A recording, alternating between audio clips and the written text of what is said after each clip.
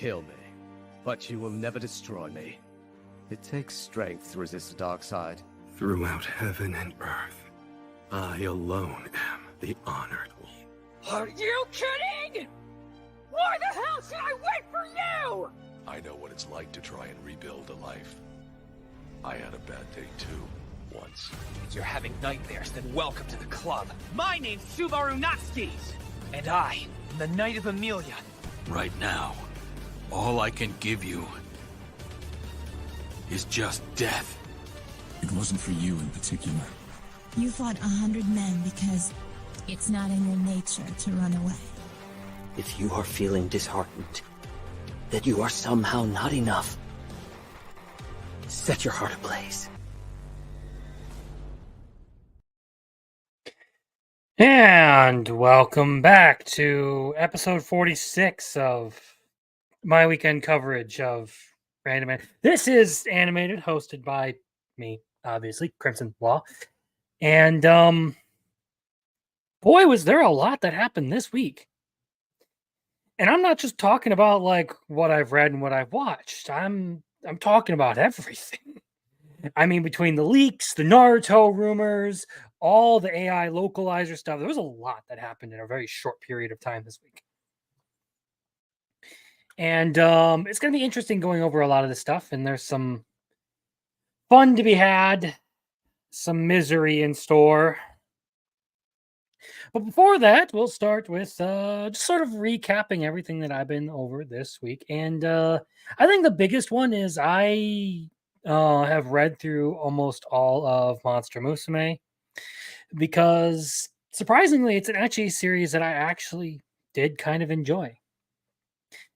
One of the big things I have a problem with when it comes to like ecchi and the sexual content is, does that kind of stuff take over the point of the series? Like, is that the only reason to watch it is because boobs pop out? Or is there something more enjoyable? And strangely enough, Monster Musume is like an incredibly wholesome ecchi anime.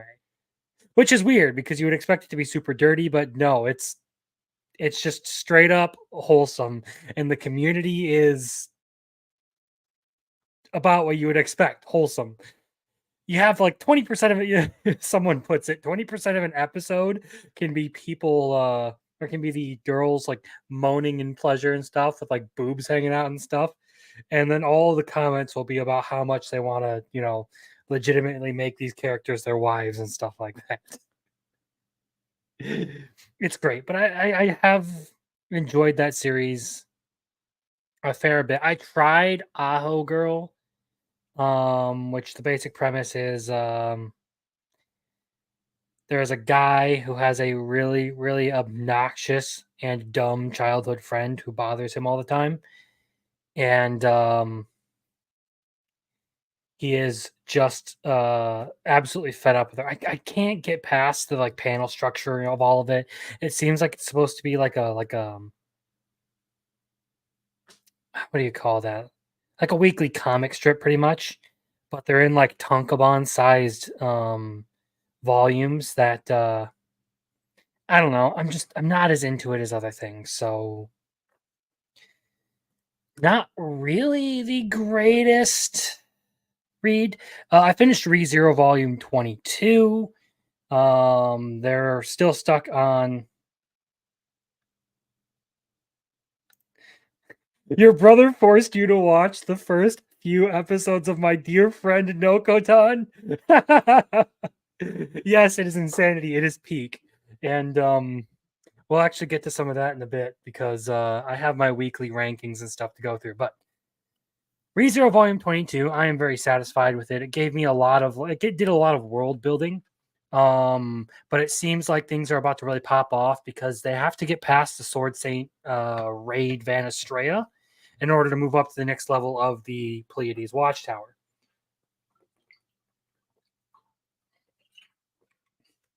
So I'm excited to see where it goes. I've enjoyed Arc 6 thus far. It's given a lot of perspective on like Flugel and many of the other original heroes. But that's about all I've read this week. So we will move into weekly rankings. Oops, gotta scroll down. So this is where we left it last week. Makeine and Oshinoko still leading the charts. Absolutely my two favorite anime of the season right there. Makeine is just, it's a banger on every freaking aspect. It's feeling really, really hard to top that. So I spent a lot of this because I didn't do much video wise. I posted the full length um essay, A Tale of Two Protagonists. I posted that in parts this week. I put out the full length version. It's 40 minutes and it has done surprisingly well.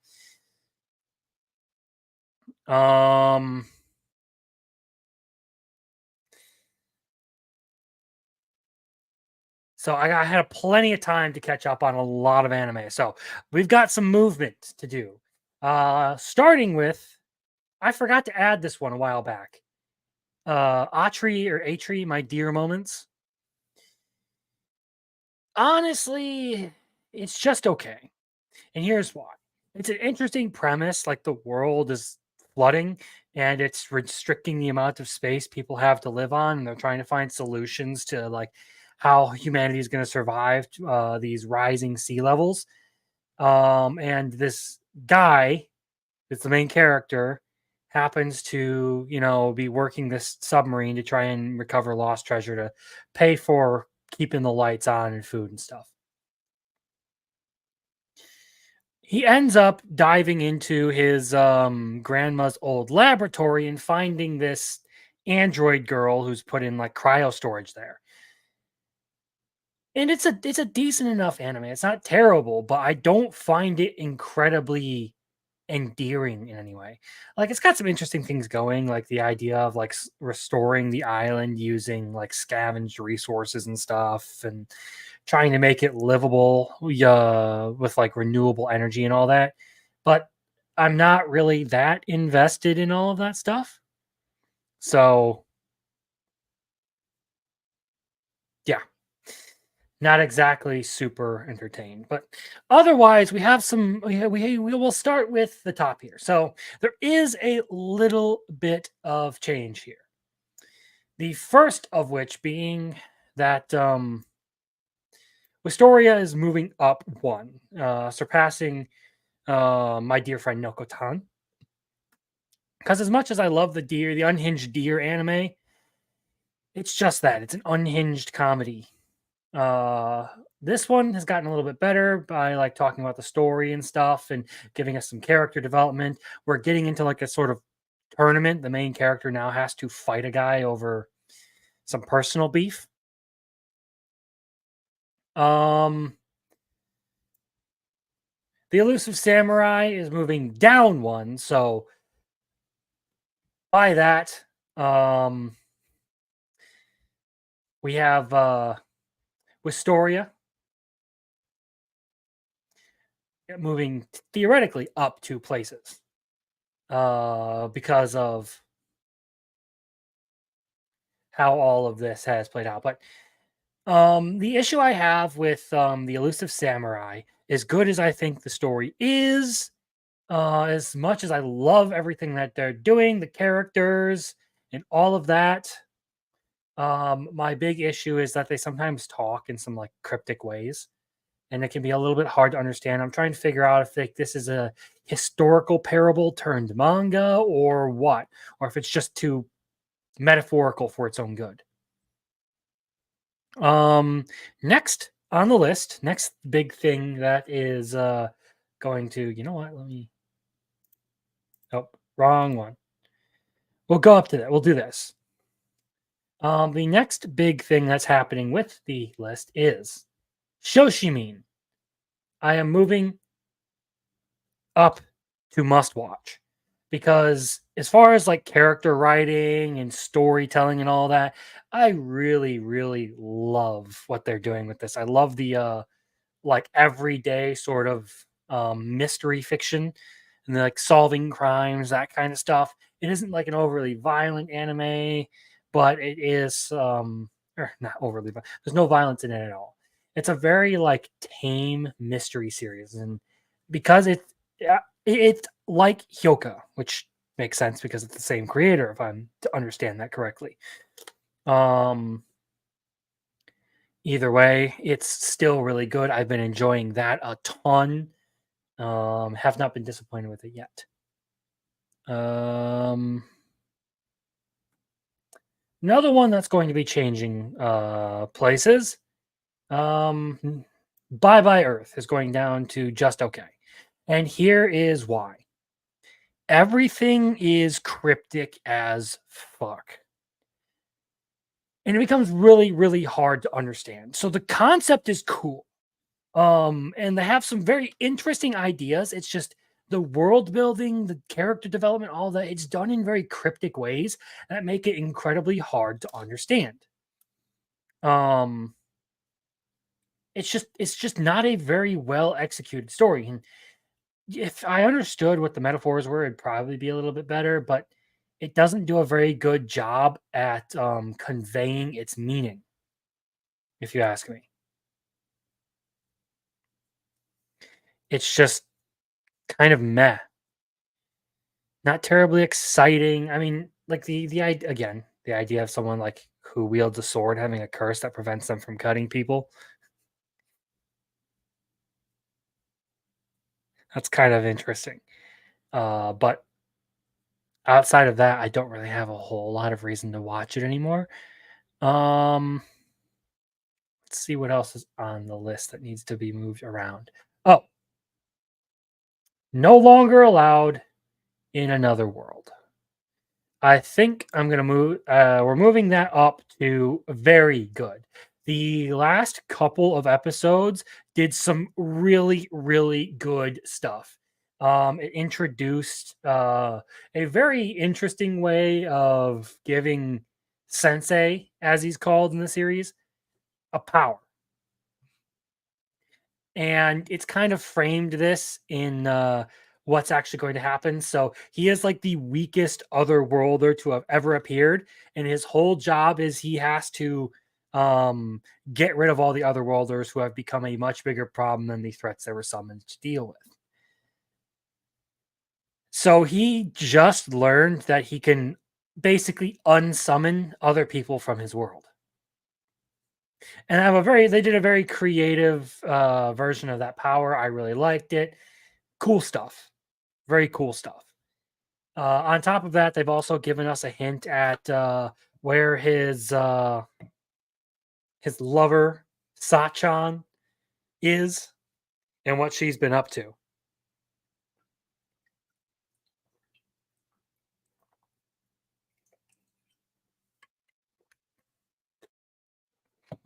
So yeah, the last two episodes really, really did it for me, and I think it deserves that spot right here. I don't think it's better than Pseudo Harem.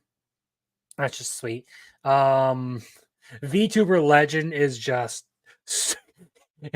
it's hilarious as fuck. This is probably the best of the category. The Evil Lieutenant and the Magical Girl used to be Arc Enemies.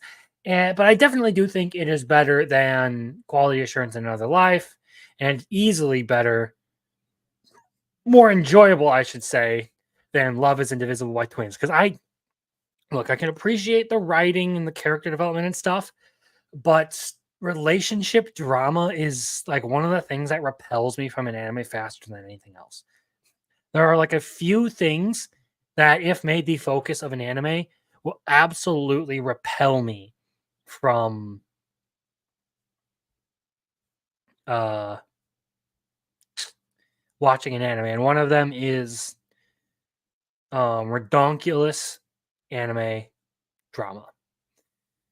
So that sums up the weekly ranking, sums up everything that I have watched and read and consumed. Actually, there are a couple of other things that I did. I have been rewatching the second part of Mushoku Tensei Season 2.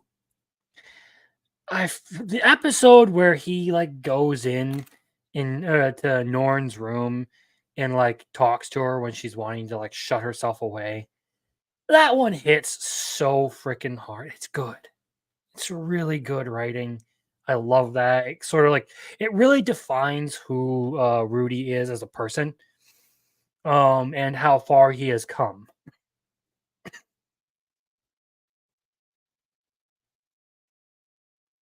Like, bro has legitimately grown up a ton by that point, and I love it. Sorry, my phone just went off, and the vibrator, vibrator, uh, was making noise. So yeah.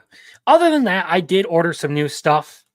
Crunchyroll was having their summer sale, so I went and I got myself the next 3 volumes of ReZero. So 23, 24, and 25. And I don't know if that's gonna round out the Pleiades Watchtower or not, but I'm kind of hoping it does. And we'll see where it all goes. I also got the first 5 volumes of Monster. So I'm going to be reading that too, which is very fun. And in other news, I'm also very, very close to some level of monetization on my main channel. That's something that I've been surprised by. The fact that, as far as viewing hours go, I'm less than 100 viewing hours away from monetizing my main channel, being able to put memberships and super chats and all that kind of stuff. So I may at that point end up opening a like Patreon, because I didn't want to like start trying to monetize my channel until I had actually like legitimately gotten to the point where it would let me through YouTube. So I may open up some other ways to properly monetize all of the YouTube stuff. Obviously it's going to be 100% optional if you want to support me. And if you're listening to this and like wondering what would be the benefit, really the only thing I can offer right now would be, early access to videos. But that's about it. And I don't plan on making it some like big expensive thing. I just want to do like a $1 a month tier or something like that for anyone who wants to support me. A little bit of pocket money to buy me more manga and light novels, okay? That's all that it's going to be for now. If this thing continues to get bigger and I can afford to focus more time on YouTube and making content, I will probably try to make more membership rewards and so on.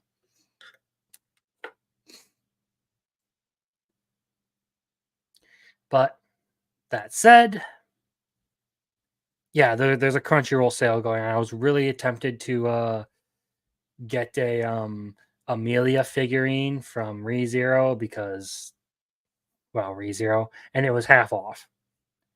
I didn't. I don't think I'm going to. But I was definitely very, very, very tempted.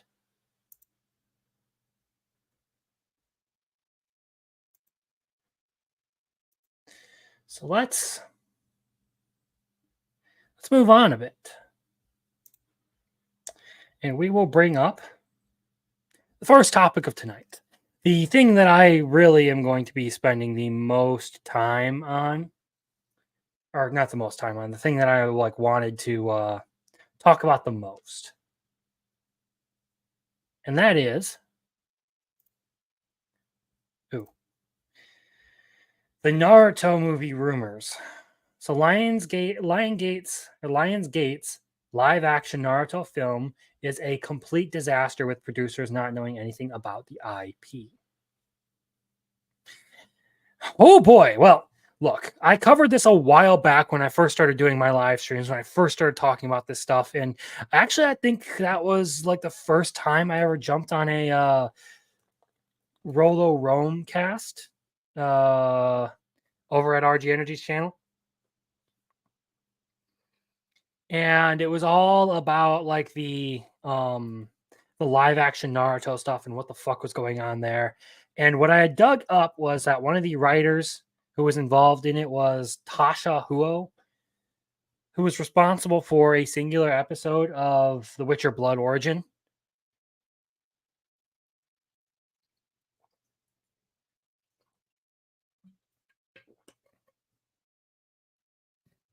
Apologies for the drinking noises, but I am very, very thirsty today. Anyway, it wasn't looking good. And from what it looked like, judging by the posters that were revealed for the live action series, it looked like they were choosing to go with like later Naruto rather than starting at the beginning. It looked like what they were going to be doing was like the end of the fourth Great Ninja War with like the infinite Tsukuyomi and all that kind of stuff. Yeah, it looks like it's going to be an absolute mess. So, thanks, John F. Trent, for the article. So, a rumor claims that Lionsgate's long gestating live action Naruto film is a complete disaster with producers not knowing anything about the IP. This rumor comes from Matt McGloin at Cosmic Book News, who shared that his insider informed him the film is a complete disaster and it is on the level of Dragon Ball Evolution. Oh God. Or even as bad as what Lionsgate is doing to the Crow reboot. Oh fuck. As bad as Dragon Ball Evolution? Oh, and just by the way, Naruto is my favorite anime of all time. It's not the best anime I've watched, but it is my favorite. So I will probably watch this regardless, just to have my fucking gripes about it, because holy fuck. McGloin added, those who are working on Naruto don't have a clue in the world. It's so bad that those working on the movie don't even know who the villains of the character are. And yet they're developing a movie. Well, that sounds exactly like the Witcher writers right there. They're just developing Naruto to take advantage of the built-in audience, but don't know anything about the IP and don't respect the source material or the fans, he stated. Well, ain't that the death knell of everything, huh? Lionsgate has been developing a live-action Naruto since 2015. Reported at the time that Michael Gracie was going to direct the adaptation in Lionsgate.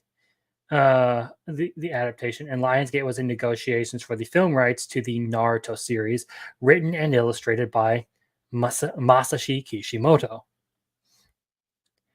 At the time of this initial announcement, it was revealed that Avi Arad and his son Ari Arad were producing alongside Eric Feig and Geoff Shavitz and Kelly O'Malley.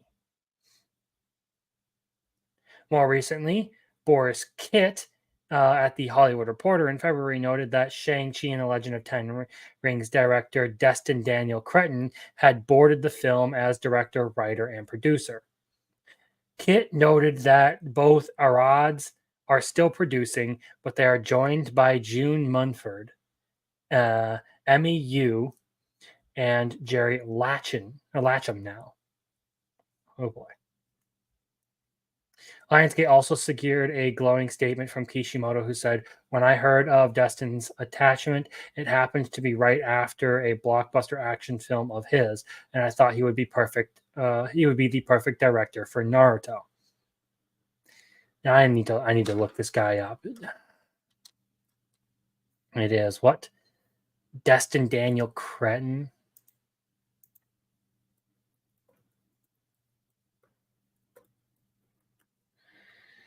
All right. Let's see what we have on this man. IMDb. What have you made? Let's see what he has done. Okay, Shang-Chi. Okay. Glass Castle. So producer, Tokyo Vice. Looks like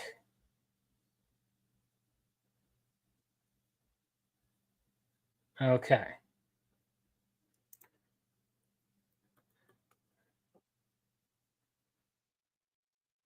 Let's go here.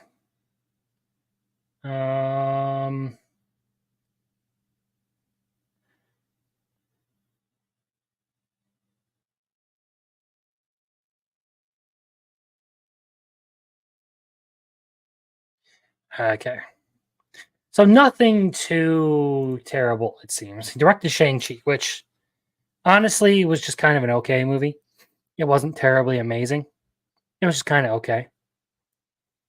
But back to the article now that I have satiated my curiosity.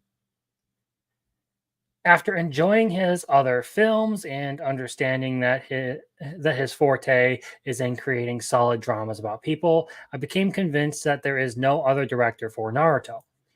In actually meeting Destin, I also found him to be an open-minded director who was willing to embrace my input and felt strongly that we would be able to cooperate together in the production process.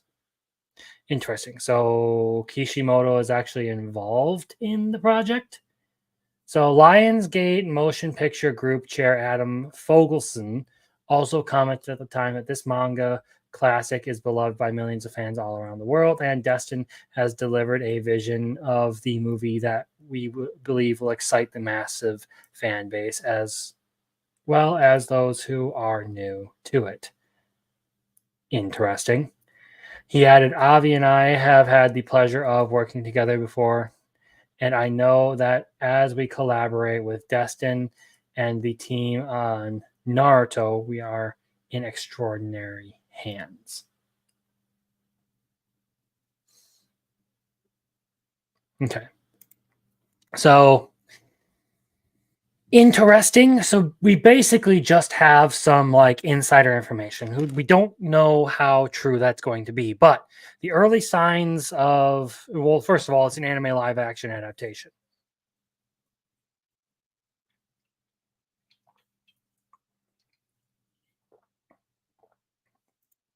Doesn't sound all that promising now, does it? Second of all, it looks like they're going to be doing a very weird part of Naruto rather than just like starting it off and doing like why don't you just start it off and do Land of Waves? I mean, come on, that would be a really good movie right there.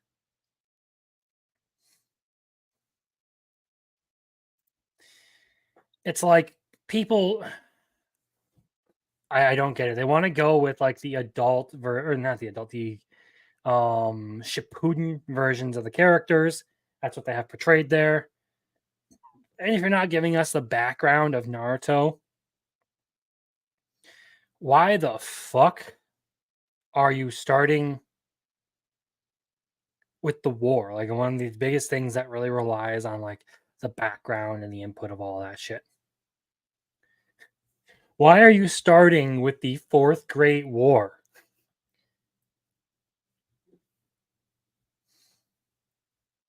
But there's more. There's another article I have to bring up here. Those working don't even know who the villains of the character are. Naruto live action movie's disastrous update proves once and for all why Eiichiro Oda is better than Masashi Kishimoto. I don't think that was ever really in doubt. When it comes to straight up storytelling, I feel like Oda has always been better than Kishimoto. Kishimoto's pacing was significantly better. But Oda's storytelling is better. The much anticipated Naruto, where is the much anticipation? Much anticipated Naruto live action movie by Lionsgate has finally gotten a new update, but it is not something that fans were hoping to hear. The movie was announced way back in 2015, but ever since no solid news about the movie's production has ever been the movie's production being started has been given to the fans. And now it looks like the movie is going to be a disaster. Well, yeah. Live action adaptations have a habit of disappointing the fans as they are not able to live up to the expectations. But this curse was recently broken by the famous One Piece live action series by Netflix. Yeah, because the author was directly involved in creating it.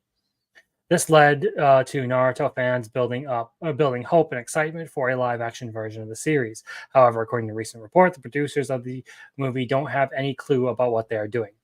And although Masashi Kishimoto has signed off on the project, he is not at all involved in the movie. Well, there's the big kicker, which makes it even more difficult for the showrunners and creators to develop the movie. So yeah, that's kind of the big thing that I wanted to touch on is when it comes to these anime adaptations, if the creator is not directly involved in helping make the series, if they are like just sort of sidelining themselves and only really oh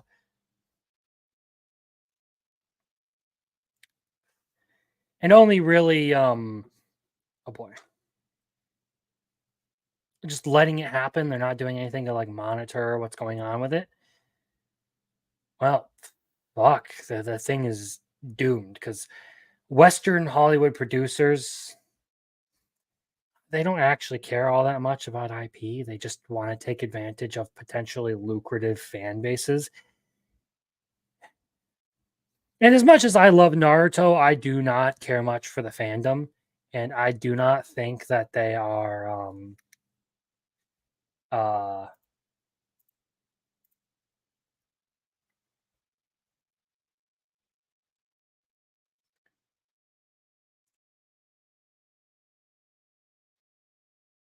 there we go.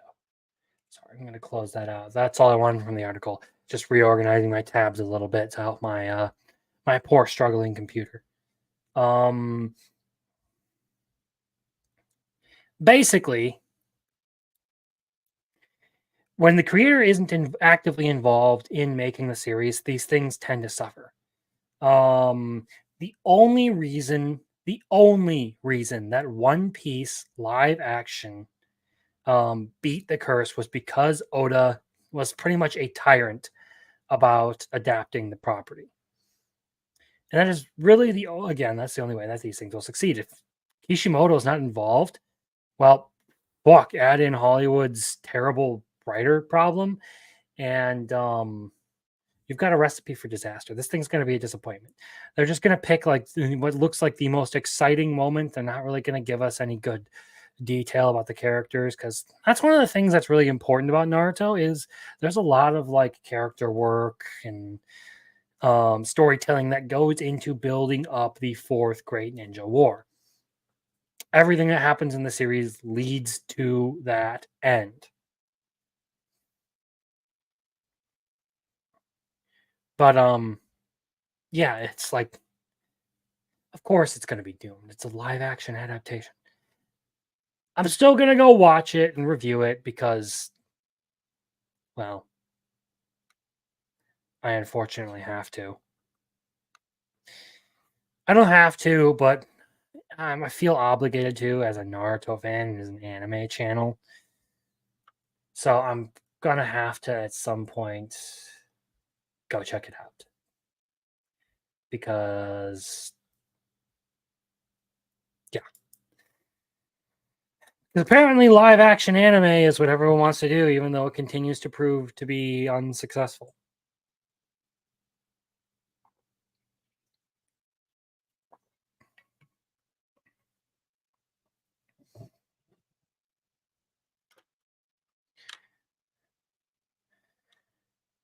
So we're going to move into the next topic of the night.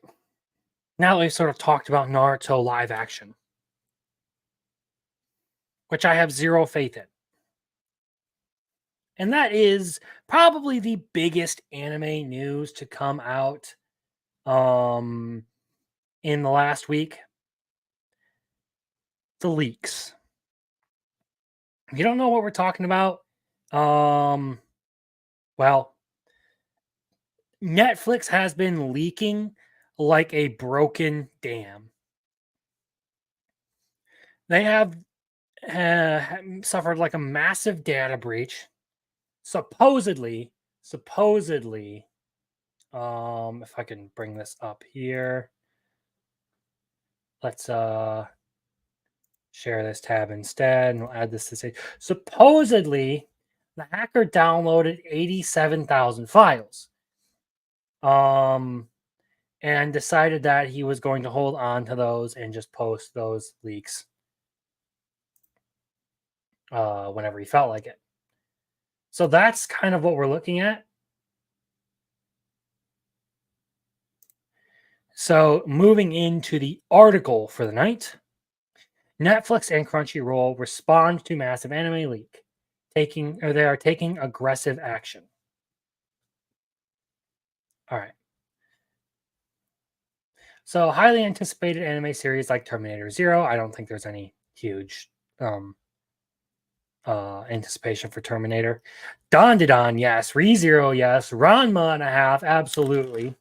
Were recently leaked online. Netflix and Crunchyroll have since issued responses to the massive leaks. Netflix has issued its first statement following the massive leak of anime titles earlier this week. Speaking to IGN, a Netflix spokesperson confirmed that one of the streamer's post-production partners had been compromised and that they are aggressively taking action to have the leaks taken down.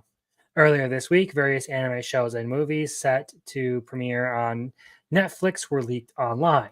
Highly anticipated anime like Dandadan, Ranma and a Half, Mononoke the movie, Phantom in the Rain were uploaded and shared across social media.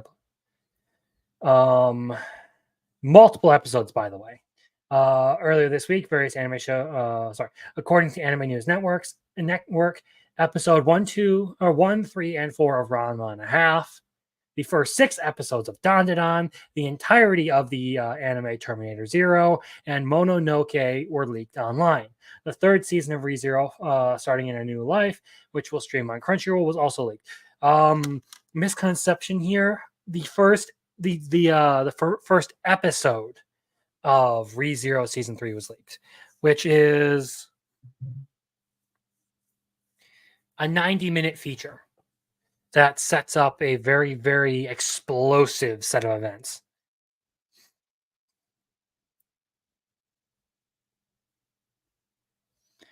But yeah, there's also Arcane. I believe Heart Stopper was another thing that got leaked.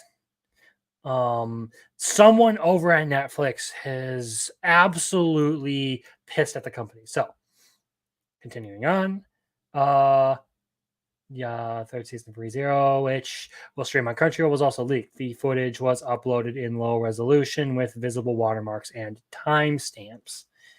One of our post-production partners has been compromised, and footage from several of our titles has unfortunately leaked online, Netflix spokesperson confirmed to IGN. Our team is aggressively taking action to get it taken down. Anime streaming platform Crunchyroll has also issued a response to Anime News Network stating, "We are aware of a content leak ahead of one of our fall series. We've opened an investigation to identify the source of this leak, and our team is taking action to have it taken down." From what I understand,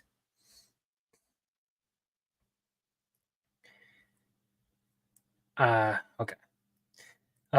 of the anime that leaked were scheduled to release in the coming months, with exclusive premieres set for big events such as Anime New York City in late August. Other shows like Arcane Season 2, Heartstopper Season 3, Gentry Chow versus the Underworld, and films like Plankton the Movie and Spellbound have also leaked online, according to IGN. So yeah, every fucking thing is getting poured out there, huh? Like they're straight up not having a good time. Global entertainment technology and localization company Iuno also released a statement to Anime News Network.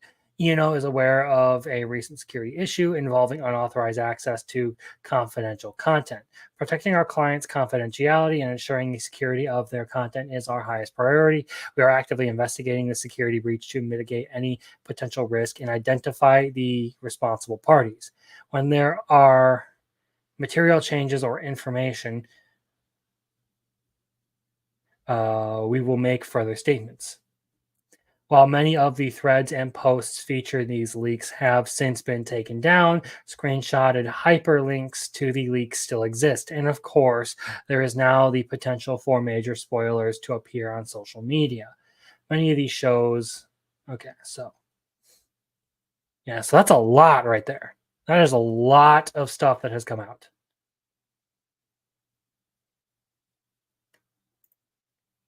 We'll just do that really quick.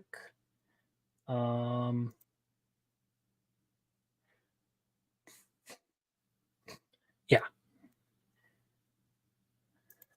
Give me a second.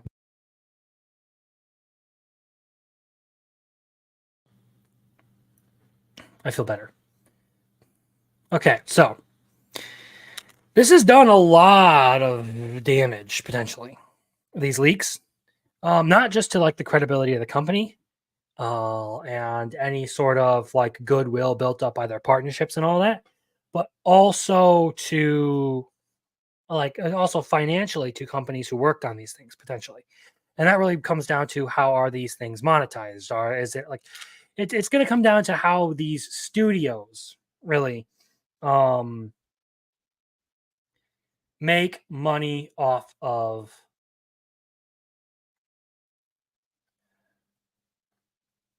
give me a second here. Okay, there we go. How these studios make money off of anime. Obviously, there's one part. There is the merchandising. I believe that's actually the publisher of the manga, though, or the light novels, the publishing company that owns the rights to the series, and they pay like a set amount to animation studios to make these things, and then from there, I don't know the breakdown on like streaming revenue and all that. That is at least the only way I've seen it explained so far. So I don't know how true that is. Either way, this could potentially do a lot of damage because someone's making money off of streaming the anime, right? Someone's making money off of it airing, off of view time, off of ads, and all that stuff. The leaks could potentially drive down the hype for the season premiere,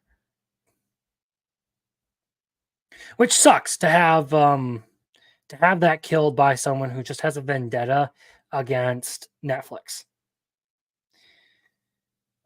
And like I said, there's also the issue of trust. Like, are companies going to continue to trust like Netflix and Crunchyroll for these big premieres to handle the series and not have them leak online?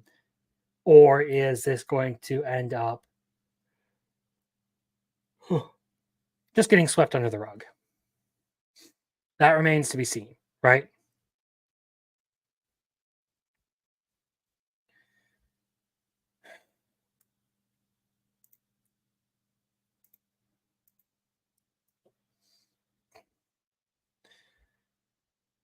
It's kind of an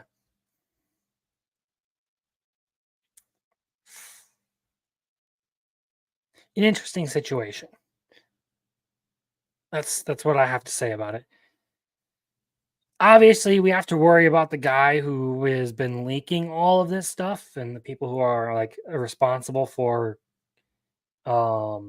breaching security at Netflix, having a meeting with the that Turkish sharpshooter who got a silver medal. I definitely wouldn't want to be on the receiving end of that. The Boeing assassin. That man's getting a lot of calls right now, I'm pretty sure.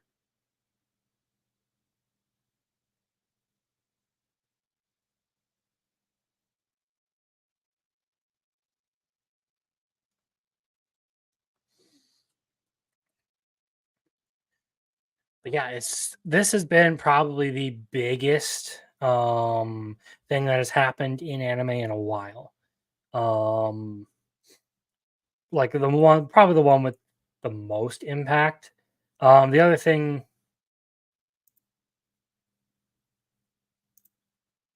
just get rid of that. Move that over there. Reorganize a little bit. Don't really need to go through that article because it was kind of the exact same thing. All right, there we go.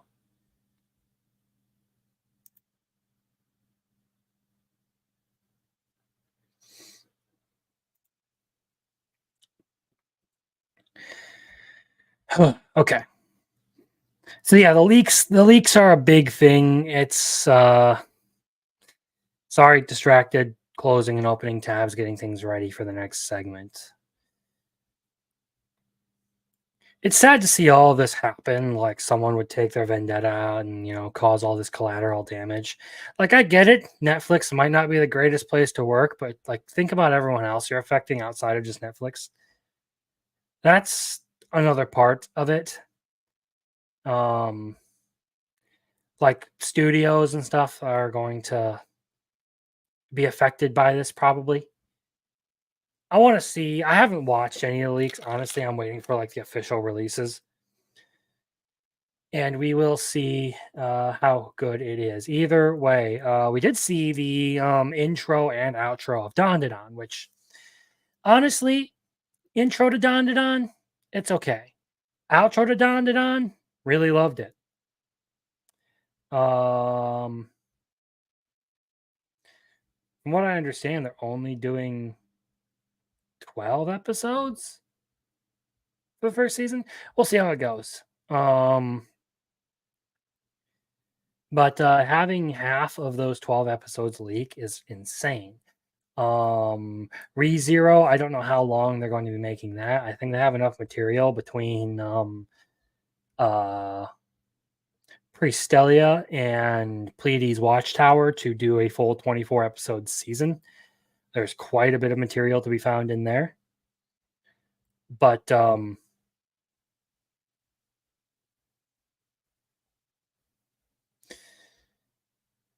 one episode leaking is still kind of a big thing. Terminator, everything got leaked. And honestly, I could care less about Terminator.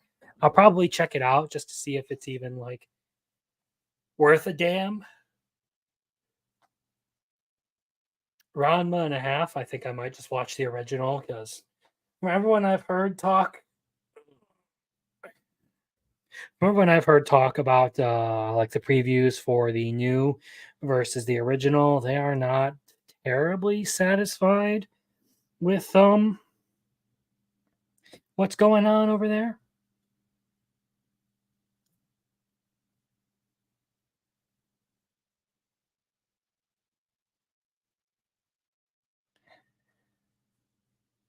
So yeah, it's a thing. It's a situation, huh?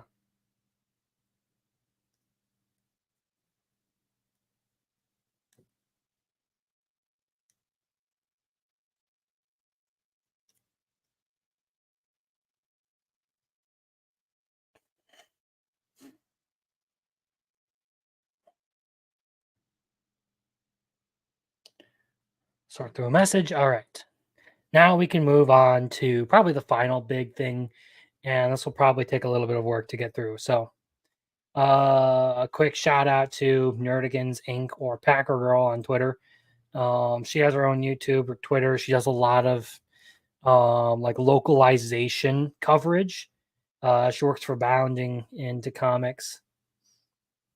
And because I'm going to be talking about a lot of the stuff she's brought up over this subject, I figured I would point out the fact that you should definitely go check her stuff out if you're interested in these sorts of things. So, Western Localizer proudly brags about butchering Sentai Filmworks' English localization of 2.5D Seduction. This right on the heels of Shukaku-kan moving to use AI to translate their light novels. So, despite the looming threat of being replaced with AI, emboldened Western localizers are not only continuing to deliberately botch Japanese media, but some, such as the localizer behind Sentai Filmworks' English localization of 2.5D Seduction, are not afraid to openly boast about their masterpieces on social media. And yeah, we have some examples of this, if I'm not mistaken. Maybe not that. That's that.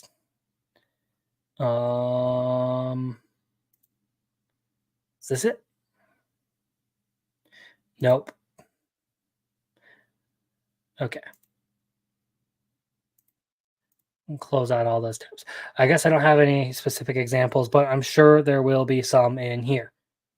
So we're going to full screen this so that people can see it more clearly, and we're going to continue reading.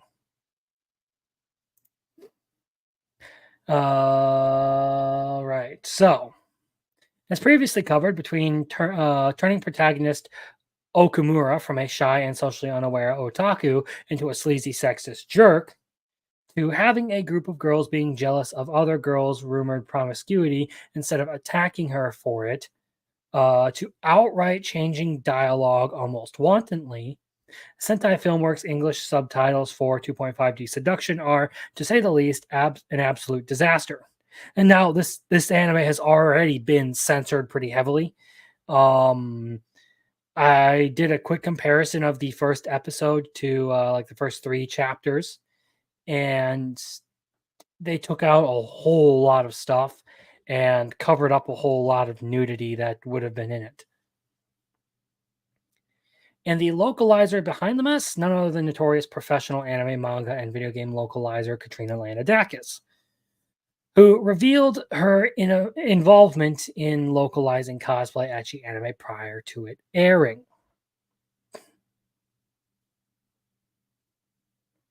So excited to be working on this one. As an ex-competitive cosplayer who's still really much involved in the current competitive cosplay scene, it's so much fun getting to work on a series that takes sexy cosplay seriously. Is that her? No, that's someone else. Unsurprisingly, the premiere of Leonidakis's work on 2.5D Seduction soon drew a wave of outrage from audiences, their frustrations peaking due to being yet again denied a faithful adaptation of a Japanese work. However, rather than even taking a moment to acknowledge the fans' concerns, Leonidakis has instead said, like she did with my Inakai-san, with my life as Inakai-san's dog. Fuck that anime, by the way. Just no matter what version of it, fuck it.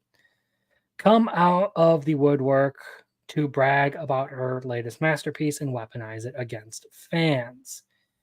Said masterpiece can be seen in the series' 3rd episode, Lily versus Miri.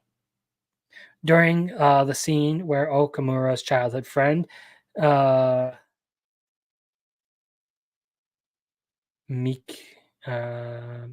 I'm pretty sure that's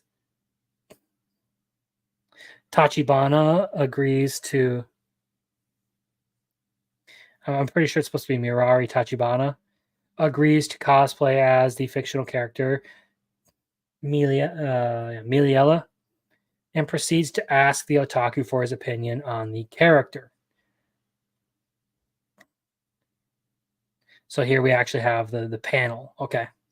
Originally, as seen in the manga 7th chapter, so which one's Liliel? In response to Tachibana's inquiry, Okamura proceeds to essentially let his fandom get the best of him and gush on about how much he loves Milia. Of course I do, he exclaims, per a fan translation of the chapter provided by the Black Cat Scantilations. That's a word, group. Miliella's charm is completely based on her abusive actions toward enemy and then how she treats all of them like slaves. Even if she just looks like a cute devil type character, she's a real sadist who can even make Ashford Sama tremble when they meet. She has an amazing erotic cuteness capable of tempting basically anyone. But when she offers those kinds of lewd rewards, the only one able to resist her allure remain pure with that very same or was that very same Ashford-sama. Okay, so I think we get the point. I don't need to read all of that. Taken aback and overwhelmed,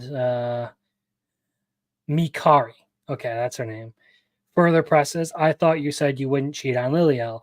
To which Okamura clarifies and says, of course, Liliel is my waifu, but Miliela is my Imoto. Still on set. Okay, so there's the actual panels again. Lena Dax's localization. Okamura's explanation is not only far shorter in length, but also far more crude in its content. In effect, replacing the joke of it's genuinely funny because he's so passionate about his interest with one whose premise is essentially it's cringe funny because he's unnecessarily over dramatic and creepy. Hell yeah, I do, the protagonist responds in the anime. I love her love rivalry with Liliel and the cute, sexy flirting she does with Ashford.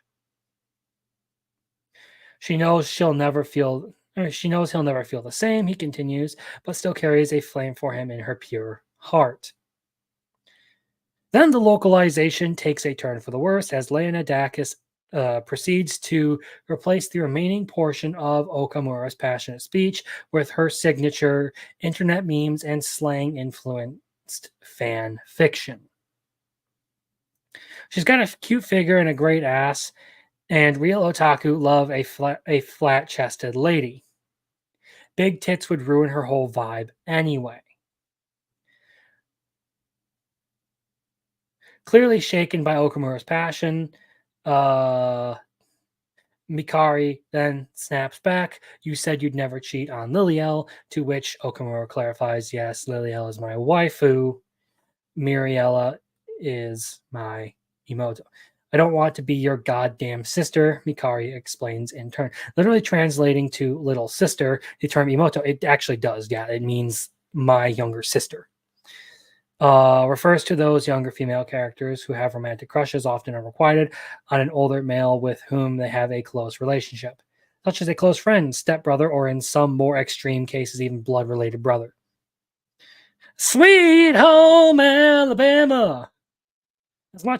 As such, Lena Dax's specific defining of the word to mean sister rather than character who has an unrequited crush on someone completely overwrites the manga's original gag, wherein, due to her own feelings for her friend, Mikari reads way more into Okamura's explanation than he ever intended.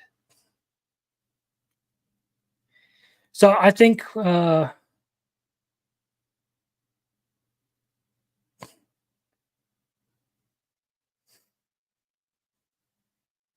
yeah, I do remember this. So translation theory hard at work in my subtitles for the anime this week. Why might I have translated Imoto as Imoto instead of little sister?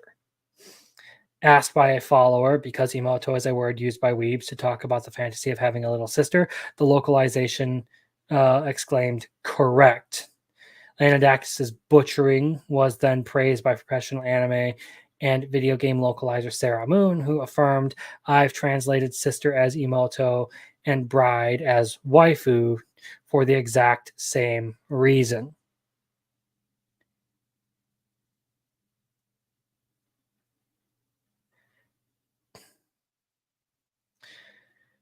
Yeah, the whole love this. Okay, of course, you're going to bastardize source material. I think that's pretty much enough of these examples, so I'm going to bring it down. We got some other stuff as to like the issue on we face with localization and all that. And this is a really good example of like why localizers have put themselves in a rut and are fighting a losing battle against AI. It has nothing to do with the price.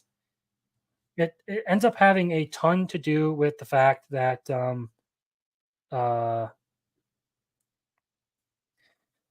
it has a ton to do with the fact that they're doing this kind of shit and then bragging about it like they've done something better. But let me just point out the fact that waifu and bride can mean very, very different things, okay?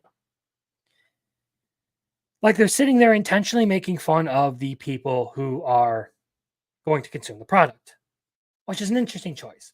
And I have an example here. Okay, we'll share this and we'll bring this up. Oh, that's not what I meant. So this is kind of like an example of what happened with Mushoku Tensei volumes. They were eventually rectified, what I understand. But this is kind of the problem that like localizers are becoming is they'll cut out entire sections in the middle here. Like that's a lot of context.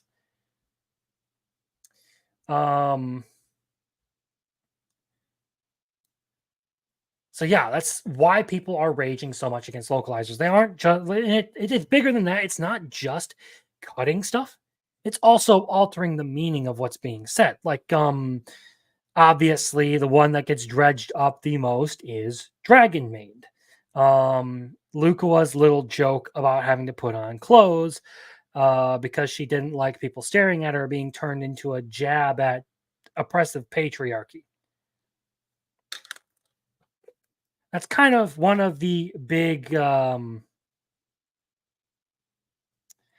gripes that people have about localization and all that, and why these people have shot themselves in the foot and made a situation. I almost just knocked a giant glass off of my table.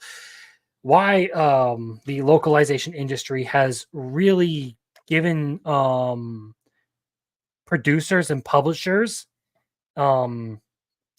ammunition in getting rid of them.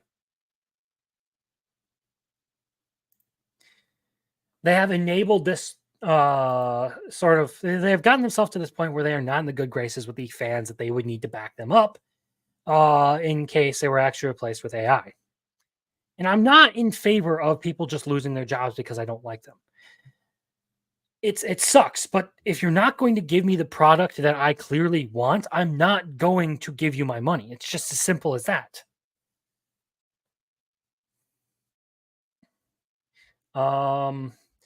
But we'll move on to we'll share this tab, another example of localization of one of the people who was just mentioned, Sarah Moon. So this post is talking about who is going to be working on the localization for ReZero Season 3. And here we have someone talking about, Sarah Moon will be the translator for ReZero Tanpenshu. Number 1. Okay, so maybe not Season 3, but a translator nonetheless involved with the series. She is most renowned for the incident that drew media attention where she translated, I don't exactly know how to read this word, as incels and bragged about it. Well,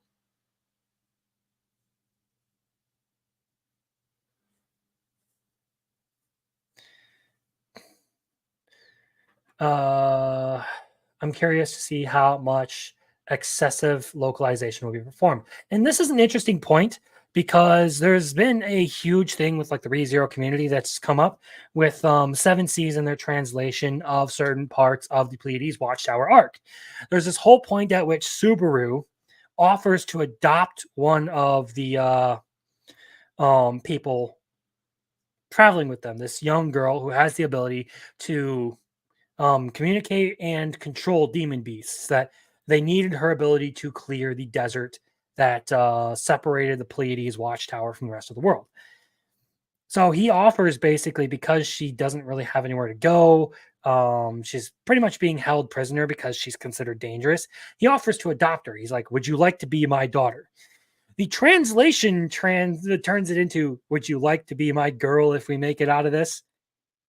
It makes it really, really creepy, right?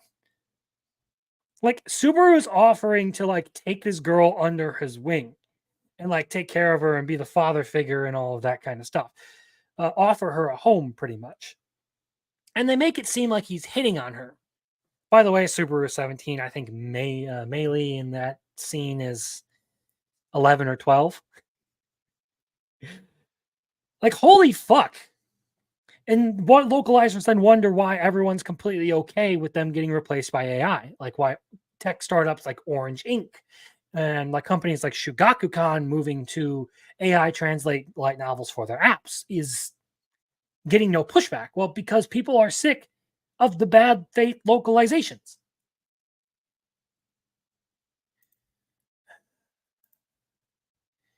And we'll go with this one. We have another example of like the localization stuff getting a little out of hand. Like, hey, fans, do not fall. So this game is basically offering a tool that allows fans to make their own translations for this. Okay. So fan translation mod tool. We've launched a mod tool for Monster Camp that allows people to individually or collectively make fan translations for the game. Basically, hey, we've heard that you complained about some of the localizations, so we're going to allow you to do your own thing. So this guy is a localizer. Hey, fans, do not fall for this. I know it may seem exciting, but offering your game in other languages is a selling point. They will get more benefits than thanks to your free translations. So yeah, freelance illustrator Alicia Astillo, right here. That's who we're dealing with.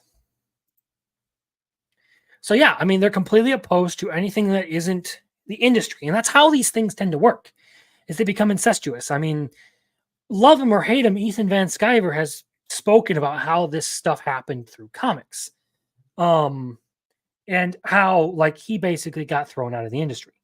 Is people got into the industry, they formed whisper networks, and they booted everyone who wasn't a part of their in group out, and it turned nepotistic and incestuous, and everyone started giving jobs to people who were in the in group, not to people who actually deserved them. And that's what's happened pretty much with the localization stuff is you either toe the line or you don't get the work.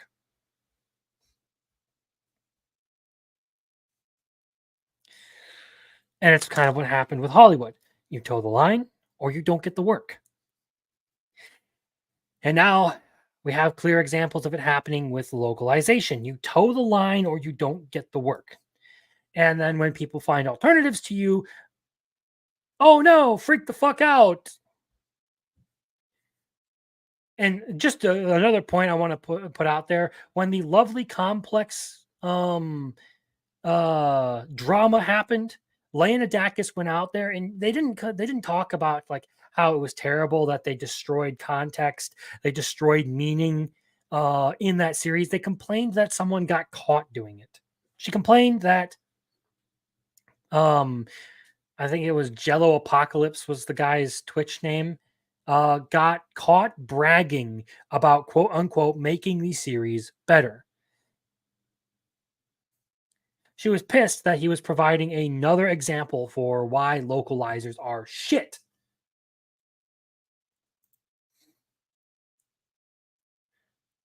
So yeah, I think people are reasonably fed up with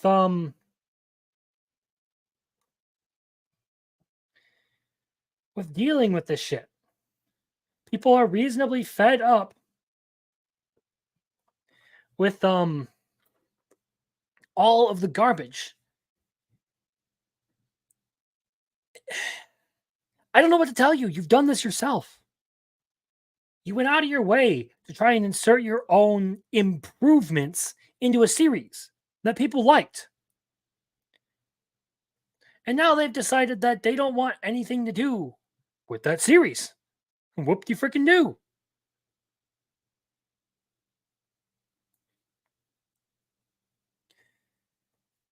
So yeah, when I hear all this stuff, I don't feel sorry for them. It's kind of hard to, again, when you look, I've made this example many times before. Yeah, I do remodeling for a living. I work at people's houses.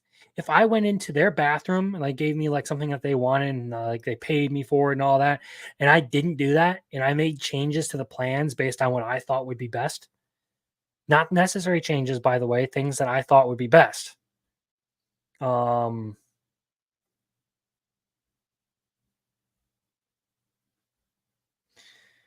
People would rightfully be pissed. And if I refused to cater to their demands, they'd probably fire me and get a different contractor to do the work for them. And it would hurt my reputation.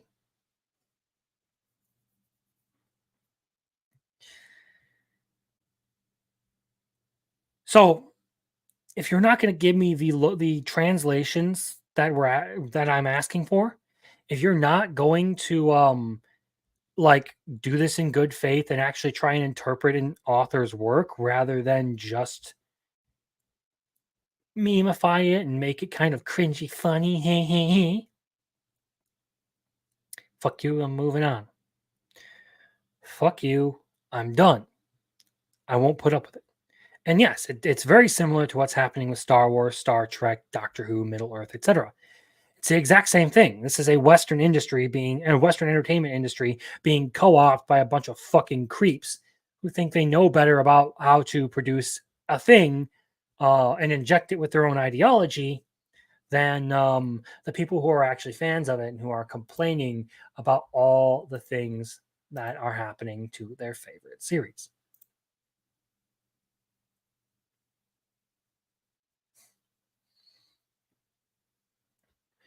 So yeah.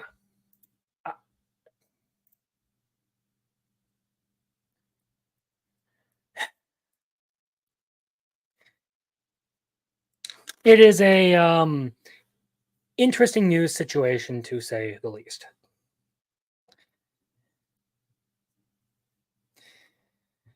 Honestly, I would rather have a localization industry that was human operated and gave me the translations I want than some AI machine translation. I don't particularly care for the machine translation, but I care more about getting the actual context and the meaning of the series, not some bad faith translation chalked with memes and the ideology of the person who's working on it. Which is where fan translations end up becoming, really popular.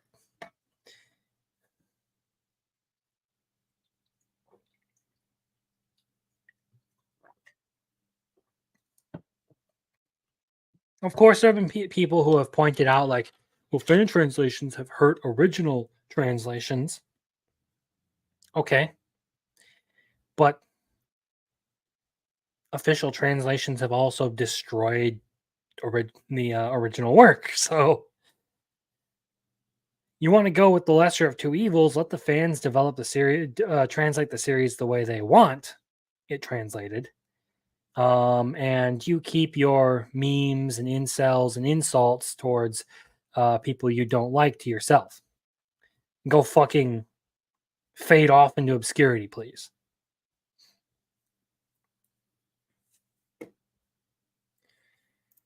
But I think that's enough of that topic. We're going to move on into something more fun, more entertaining. So, this is an interesting story. So, this manga came out recently. We're going to close that for now. We'll get to that in a bit.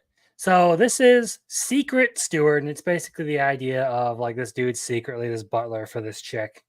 Romance, like stereotypical romance, filled with all the cutesy, stupid little tropes that you would expect for it. But right at the end, something very, very interesting happens with this manga. Deadpool drives through in a truck and kills the main character. I shit you not. That is exactly what happens at the end of this manga. Deadpool runs over in the first chapter, runs over the main character and kills him. Because it was a troll. It was basically an announcement for the return of Deadpool Samurai, which famously ended with Deadpool being cradled in the arms of My Hero Academia's All Might. So, yeah, the craziest trolling in manga history just happened. Deadpool Samurai Duo announced a cute new Butler X Rich Girl rom-com manga starting on Jump Plus today. Title, Secret Steward.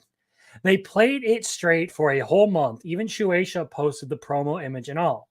Then you start reading this new series, and suddenly, after a few pages of rom-com tropes, Deadpool appears out of nowhere, killing the protagonist with a truck. Like, this is absolutely, like, brilliant marketing, by the way. Yes, it's an actual manga that was made a thing. Apparently, it got decent acclaim too.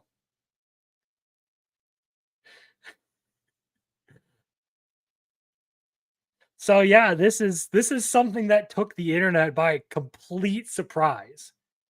Um, Now apparently, one of the guys involved in making this series is really likes like smutty, dirty arts, and a lot of his original series are rated R at the very least. But yeah, this is absolutely something that I couldn't uh pass up covering because it's just too fucking funny.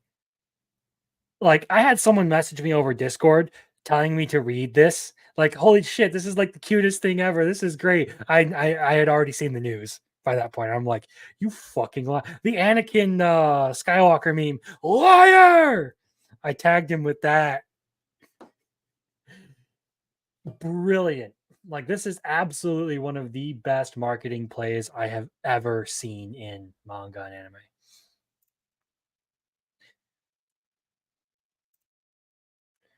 Um,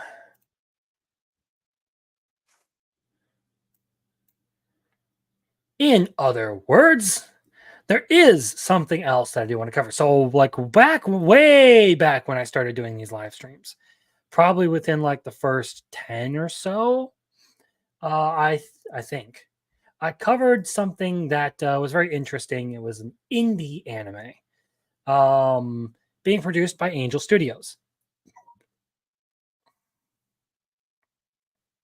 and it's called Gabriel and the Guardians, and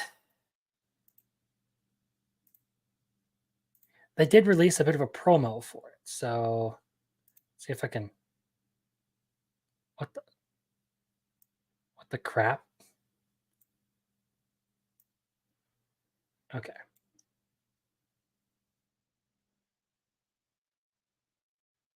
It's just gonna. All right.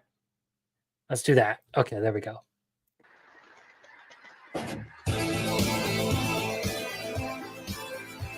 Like, it's a very interesting choice of music, and I do kind of like that the art style reflects some of like the 90s look.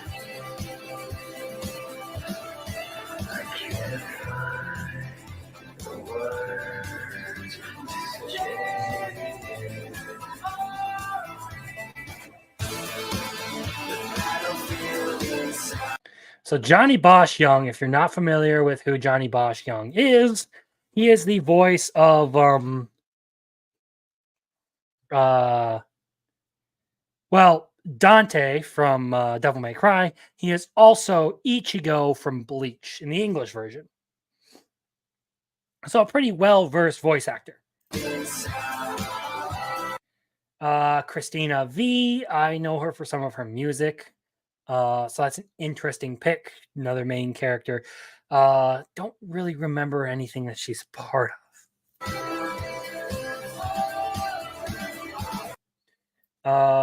Matt Lanter. I can't remember if I believe this was the voice of Anakin from the Clone Wars, Matt Lanter.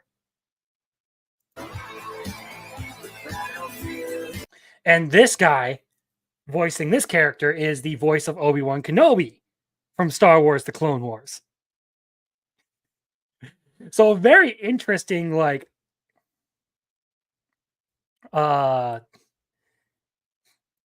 profile crew working on the voices for this series.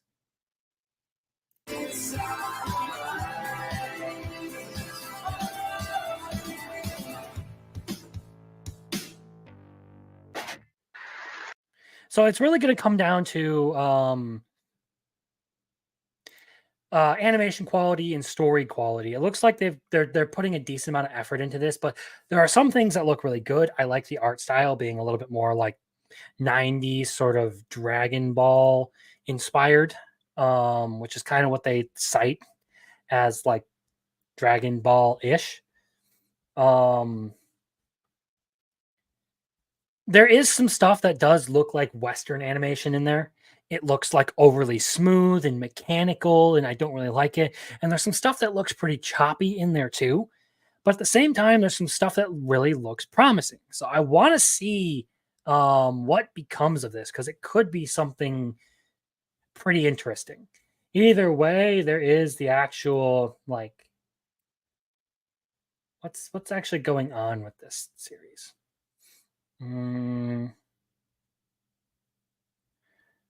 Okay. Complete development of episode 4. Okay. So 13 episode action packed animation series and manga. Oh, so they're doing a manga and comic series. Explore the celestial realm, clash with dark giants, and join the battle for destiny and light in a journey that asks the question, are you a hero?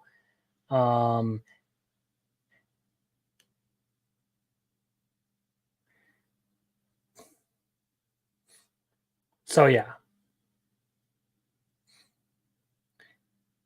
I should actually let's share this and bring this up. So this is the actual like crowdfunding page that they've got going on. So like some of this actually looks really good animation, and I'm not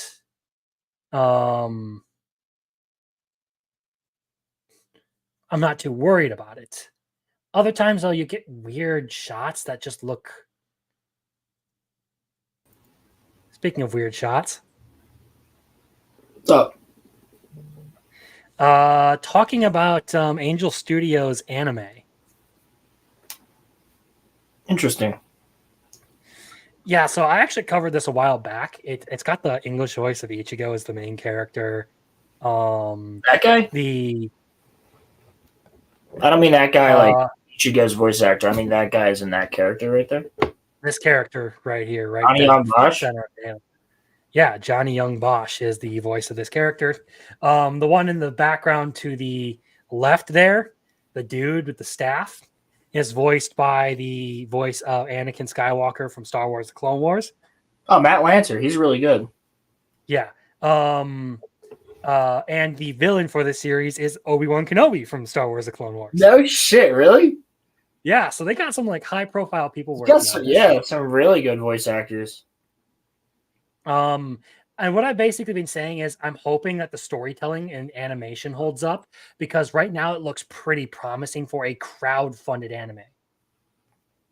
So Christina V, I know her for her music, but I can't put my finger on anything she's actually been a part of.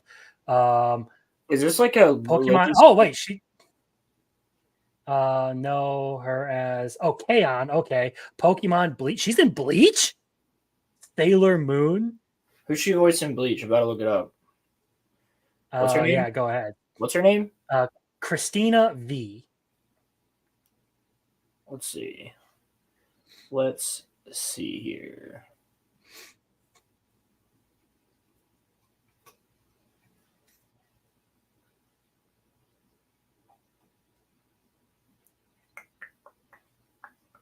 Well, here's a picture of all of her characters. Oh, she's a Fullbringer.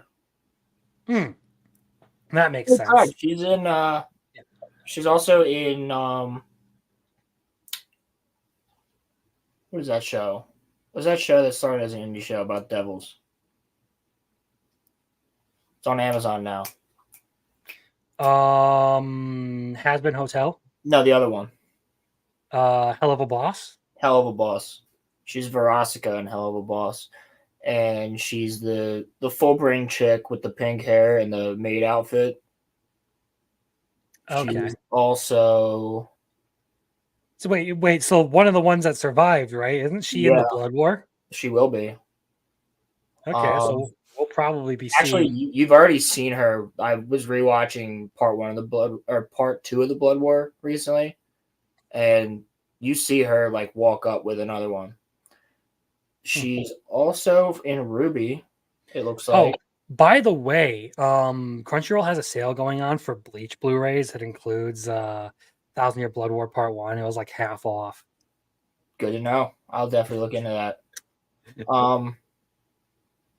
Yeah, she's Sailor. What's the Sailor with the red and the purple? She's wearing the red and white. I never watched Sailor Moon, I must confess. Neither did I. She is also. It looks If like. Lethal Lightning ends up watching this stream, he's gonna fucking kill me. Who's the? Why am I forgetting this name? The pig from Seven Deadly Sins. I don't know that one either. I didn't touch Seven Deadly Sins. I forget the pig's name, but it's something really stupid like pig. We'll just But call it Bacon. Damn, she's really good looking. Holy shit. Anyway, so we got our villain here again, voiced by Obi-Wan Kenobi, and I can Arnold honestly, Taylor. yeah, He's working on a indie book that I know is of. he? Yeah, from a certain YouTuber that we know very well. He's voice acting the he'll be voice acting in I think either one or two of those books. Huh. I'll put it in a private chat because I know it's kind of out there already, but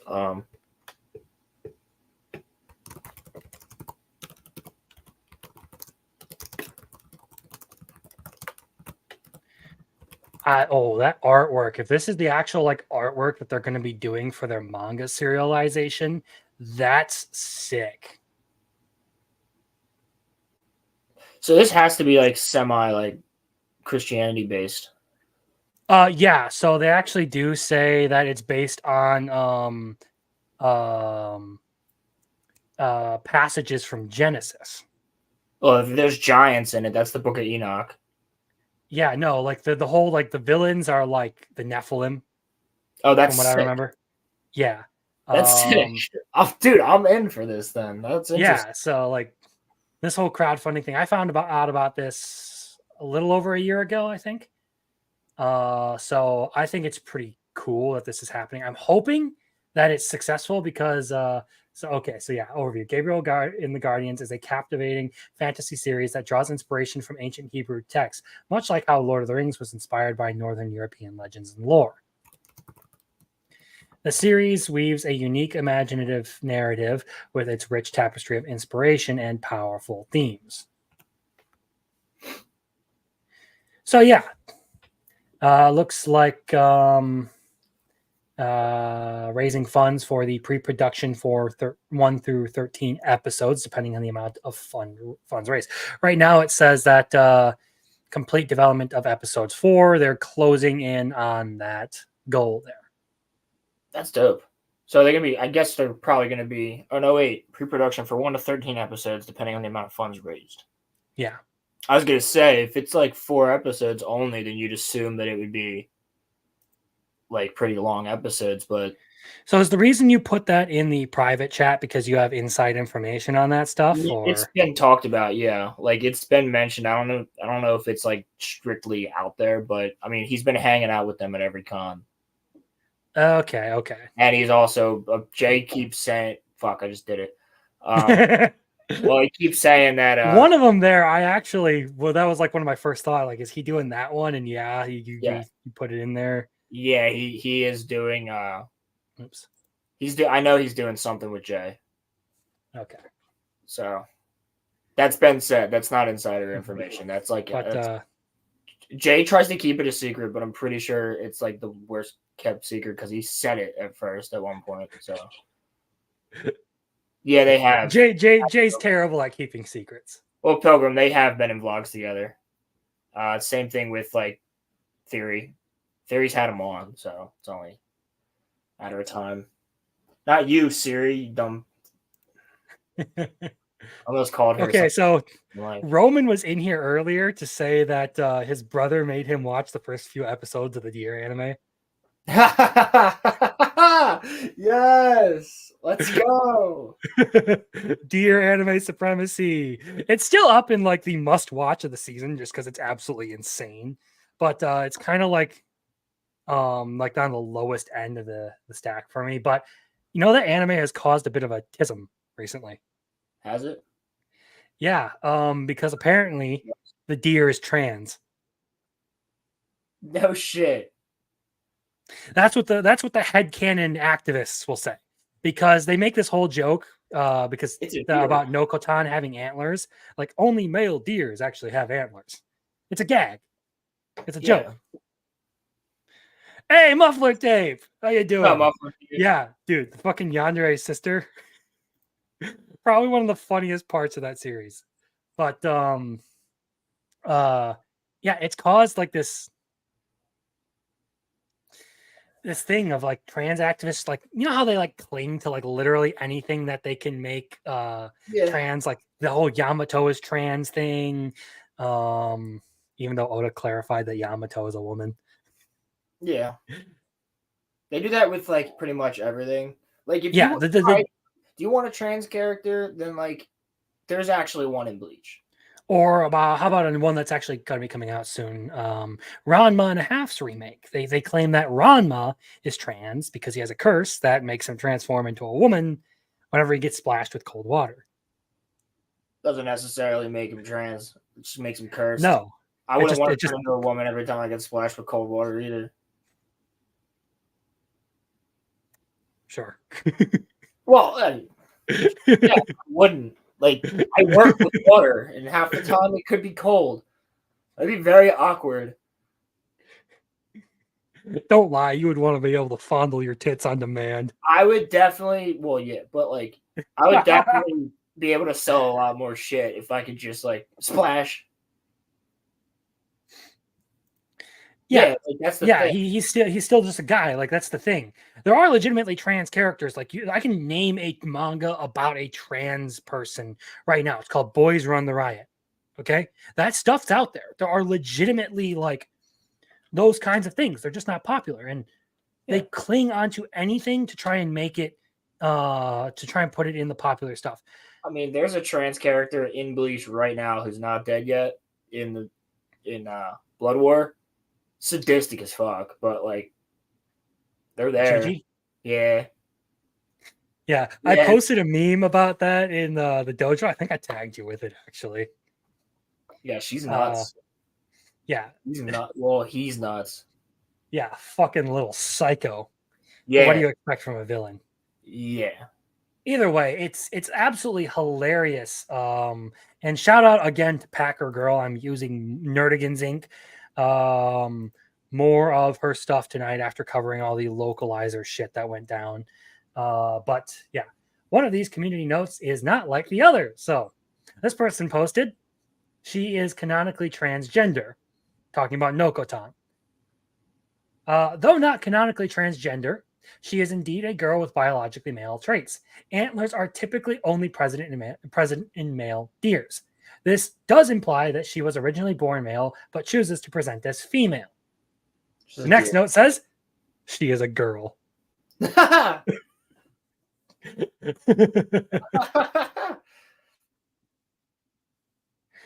She literally mentions how only male deer have antlers, LMAO. Yes, that is a joke. It is supposed to be something that is... It is supposed to lend to the absurdity of the series. That's like the whole point of it. No, Pilgrim, I would do it before I sold anything. Like, I'd like go splash cold water on me in the back room, walk out there and sell shit. No, man, you got the real life sexy jutsu on your hands right there. Facts. Which, have you seen the Naruto live action rumors? I have not. Dude, insiders are saying that it's worse than Dragon Ball Evolution. I wouldn't be surprised.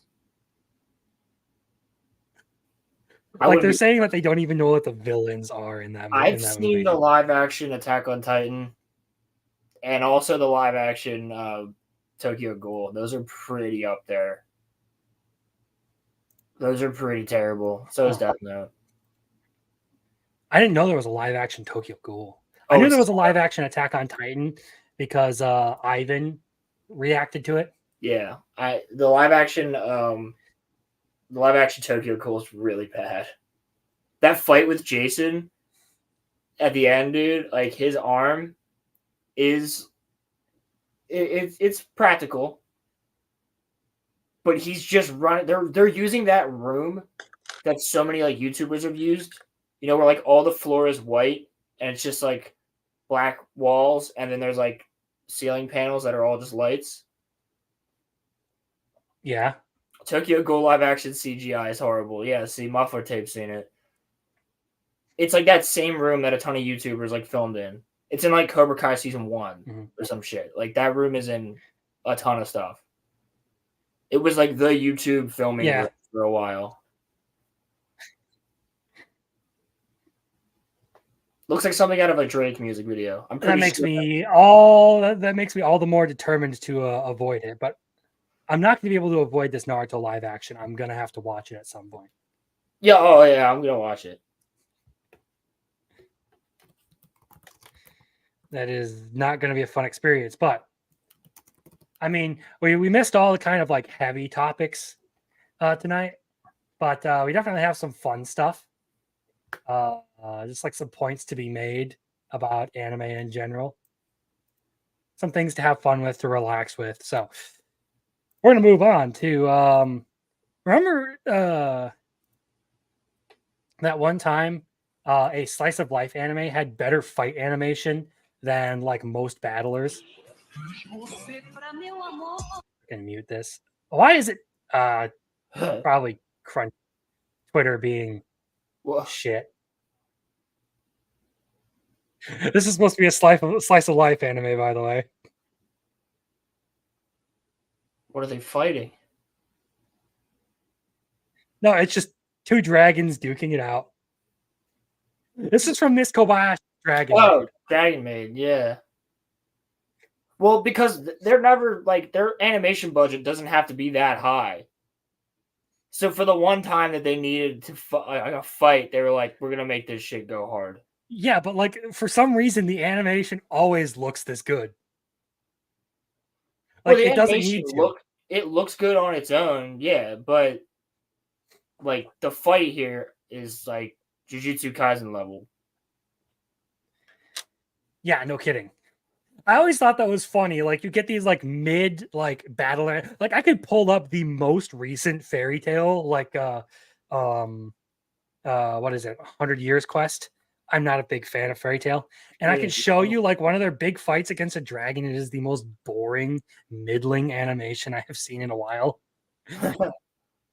It doesn't even compare to the like a battle anime has battles that does not compare to a single battle from a fucking slice of life.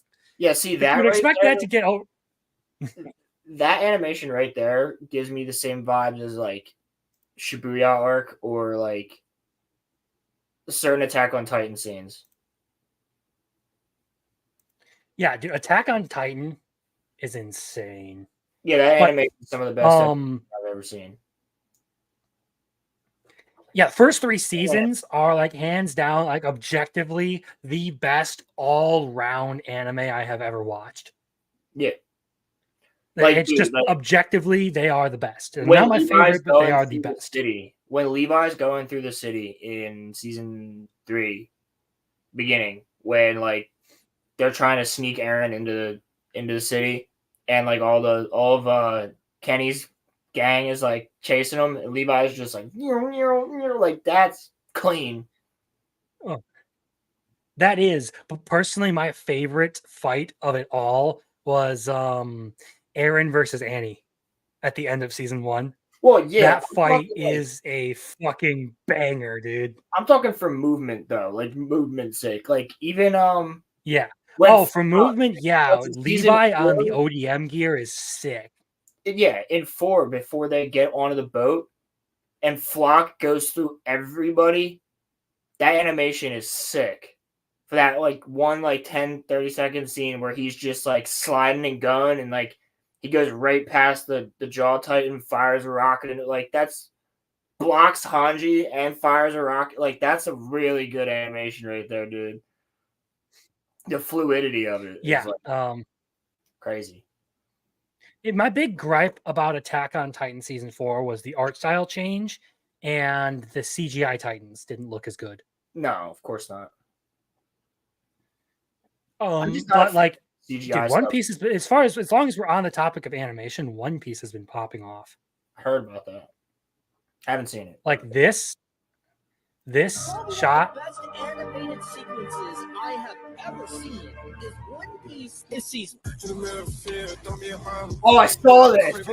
With Garp. Dude, Garp, not just Garp, but when Garp rolls up, Shanks I saw that using Divine Rhapsody. See, I don't know anything else, but I saw the one scene of Garp rolling up like that, and I was like, "Oh, that's fire!" Like that's dope. If One Piece had always had that kind of animation, I would say it'd probably be one of the best anime out there. Yeah, but right now it doesn't have like the visual payoff to justify dragging the fights out like it does. You know what does have like some? I'm gonna say because I always say it, but Yamamoto in Bleach versus Yuhaba in the in part 1. Actually, yeah, that is probably one of the best fights in Bleach. Is that right there? At that, and then Ichigo rolls up right after it, and they're just like across the ground, like between him and Yuha. Like, there's some really well animated shit. It's about to be more, but really I gotta ask you, did you hear about like one of the newest like hits in manga, Secret Steward? No. So basically, this manga came out recently, and it's like this butler x rich girl rom-com. And honestly, it was kind of generic and like a lot of like stereotypical romance tropes right up until the end when you get this panel.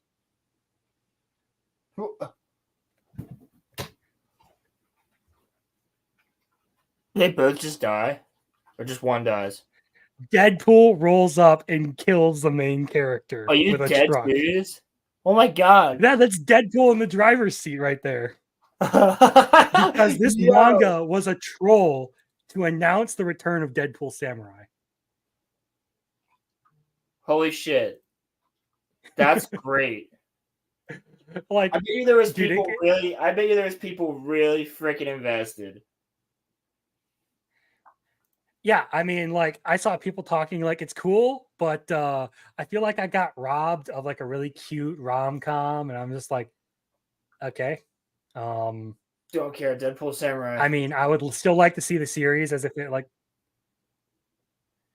I've never even. I gotta get rid of some bookmarks here. I've never even read Deadpool Samurai, so. Yeah. I probably should. It's good. I haven't read it. It just made the news because of I've heard. I knew it was a thing because I just thought it was a joke. The last thing I saw about it was the series ended with All Might carrying Deadpool in like a princess hold. Word. Is it just Deadpool appearing in other manga? No, not. I don't really quite know what's going on with it. I want to see Deadpool fight Titans. Deadpool would stop the rumbling. I want to know what Deadpool's Bankai is. Gotta be sick. Show me now. Deadpool using a shadow clone jutsu. Yes. That would be insane. Get rid of... I want to see Deadpool with like Sharingan.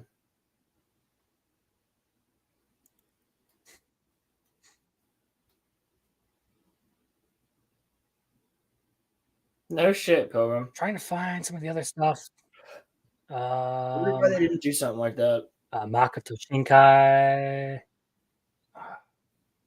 All these things keep popping back up into my fucking bookmarks. I keep trying to remove them. That doesn't go there. Ironwood and Jean are the only characters from Ruby that have any depth or complexity. Yeah. Don't really need to go over that again. I just removed Secret Steward. Why is it back in here? Ruby's female characters are not that great. True. They did have a really interesting one, and she died in like season 1. The Technomancer chick. Kira? Is that Penny? No, they bring her back. Do they? Yeah. Wait, who the hell's Pyrrha again? Pyrrha is the magnetic chick.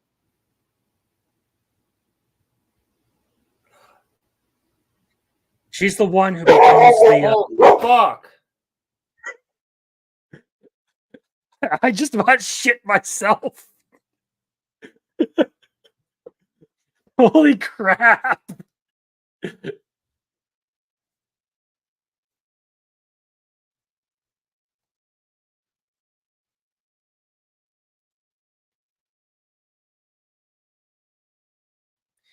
Fucking animals, dude. You know what? Yeah, it's kind of like we've kind of like gotten through all of like the big topics. Everything else is just kind of like the random meme things that I find, like people freaking out over a incest joke in a romance anime, where basically this dude's sister is trolling him and being a dork. I can't get mad because my dog's doing her job, but I don't know what the hell she's barking at. I don't know, probably just the skinwalker in the corner. I'm sorry for everybody's eardrums. That was the most. She was asleep. She was dead ass out, yo. Oh my god. Dude, my dog will bark at literally anything that goes in front of our house, which is part of the reason why I'm okay with streaming this late, because he is conked out for the night. You know what? Let's just find some random goofy shit to. What other topics? I mean, there's the Monster Musume stuff and Yeah, it sounds like somebody just walked in my door. So. Oh, I mean, my parents were watching the Phillies somewhere. Oh, that's not what I wanted to share. I wanted to do. Nice pills. No, that's kind of part of the I guess next thing. The idea is one group will protect you, the rest are going to attack you and try and kill you.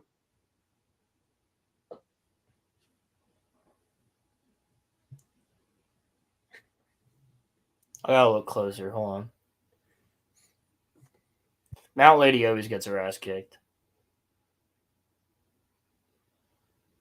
I kind of feel like I would be fine with just Mikasa versus all of them. I was gonna say green too, because you have Mikasa and Toru. And Maki.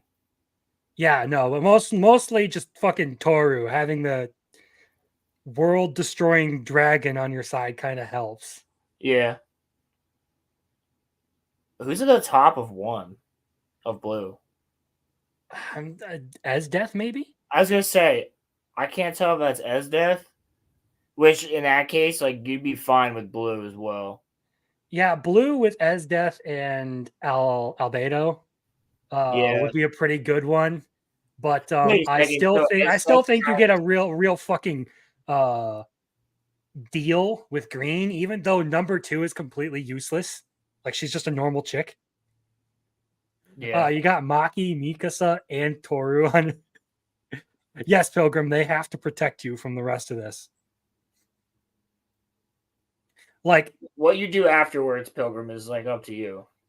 Yeah. Yeah, I'm going the only with who like really poses a problem, regardless of if you don't choose it, is Yoruichi. Yeah, I was gonna say she's big problem right there. She'll just teleport behind you. You'll be dead before the other ones even knew what happened. I guarantee you, Yor gets clapped by half the people in this. Yeah. As much as I love ReZero, Rem isn't really all that impressive as a That's fighter. true, Muffler Tape. But can I be inside the mecha with her? So basically, what you're telling me is, no matter what, this is going to turn into that chapter of Don to Don where we had a mech versus a kaiju. Yeah, it's gonna get wild. Gonna get wild regardless. Nico Robin would actually probably be a huge pain to deal with, but seawater. Yeah, I just fight in the ocean. You're fucked, bitch. Like I don't. Hinata does not have the power level to deal with with some of these. Now people. if you put like Tsunade there, I'd be kind of spooked. Yeah, Mirko, powerful. she's bouncy, but again, as far as mobility goes, I think Maki, especially full power Maki and Mikasa have that one taken care of. Yeah, well, Mikasa would just be like, that's oh fuck! Thing, there's all okay. Actually, hold up. You have Saber and Urza Scarlet in the same one. That's an interesting duo. I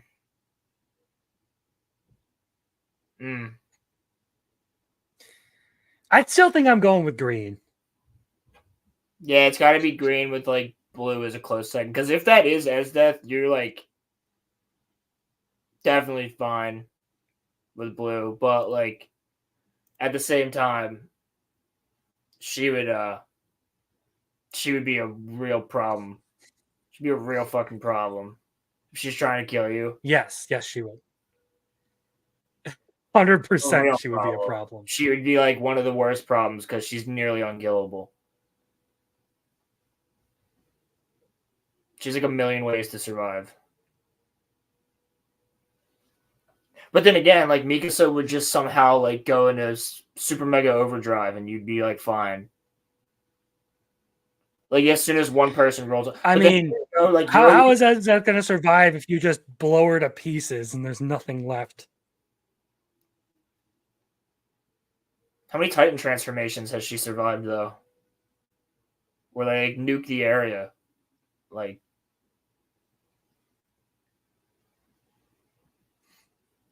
I don't know. I don't know. It's got to be. You get to choose. All right. Like Yoruichi's a problem. You have $100. You have $100, and you get to choose what powers you get.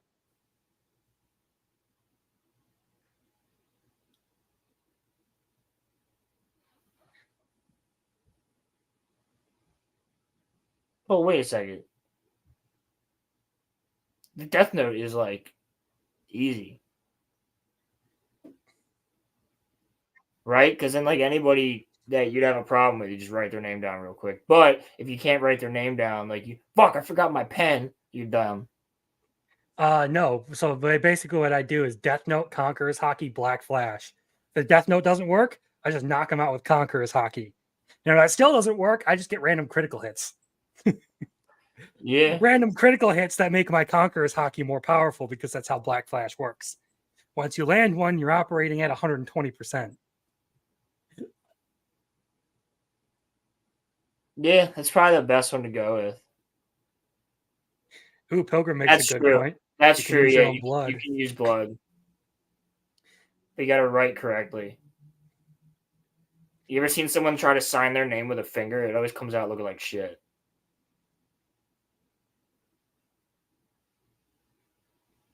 I don't know what Conqueror's Haki is though.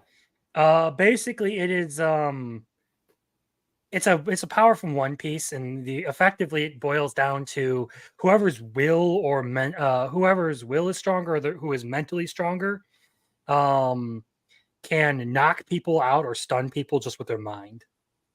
Oh, my will's not that strong sometimes. Yeah, but generally people with Conqueror's Haki are incredibly powerful. So we're just assuming that it works, okay? Okay. We're just assuming that it works. Yeah. That you can knock someone else's ass out with just a look. Luffy put almost an entire Marine base to sleep with his fucking Conqueror's Haki. Word.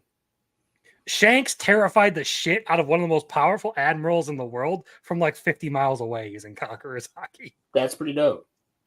So yeah, there's some cool stuff that you can do with that. I think at that point, I No, just it would be kinda- like it would be Death Note and like an apple, right, or a bag of chips. What's he always eating when he's writing? I take this potato chip Yeah, and I eat it. yeah.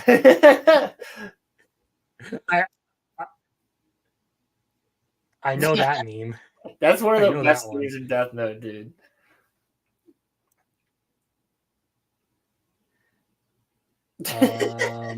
I just forget What else do about I got that. in It's here? so What else do I freaking got in? funny. I guess it's meme time. Meme time. Yep. So I'm a huge fan of Monster Hunter. Good game. It's not gonna load the video. Rats. Foiled again. Well, fuck that. I'm not gonna mess with that. Thanks, Twitter. Yeah. I think my entire Twitter. Oh, this one. I got to show you this one. So this was in response to all the trans Nokotan stuff.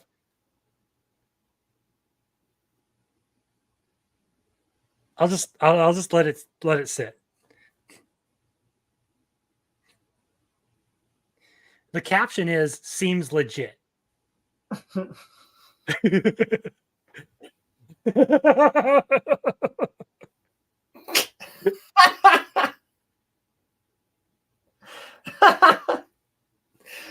Oh. What's up, YouTube? How we doing? If you know, you know. All right.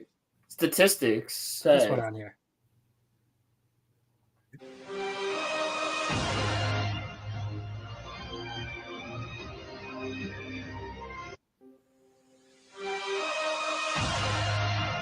That's Attack on Titan music, I'm pretty sure. It bothers me that says revenged and not avenged. Yeah, some people are, dude. The internet has made people stupid. Yes, but that's. Oh, I have some. That's Well, I think it would have been better if it was. Were their lives meaningless? They were not. The courageous fallen. Like the anguish fallen. The Ervin's speech. Yeah, like that would have been so much better, dude. Beautiful. So this one finally loaded. Were their The lives creation of Nina Tucker.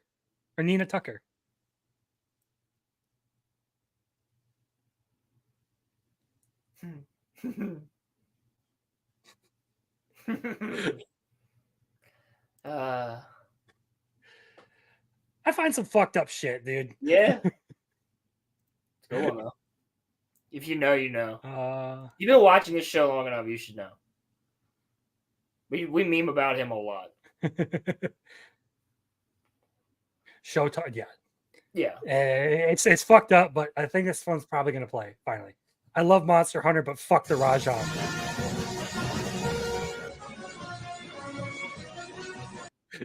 This fucking angry monkey is the most difficult monster to fight in the entire game. God damn it. And just, people constantly being on its back with insect glaives makes me happy, because that means it's not trying to fucking Kamehameha me.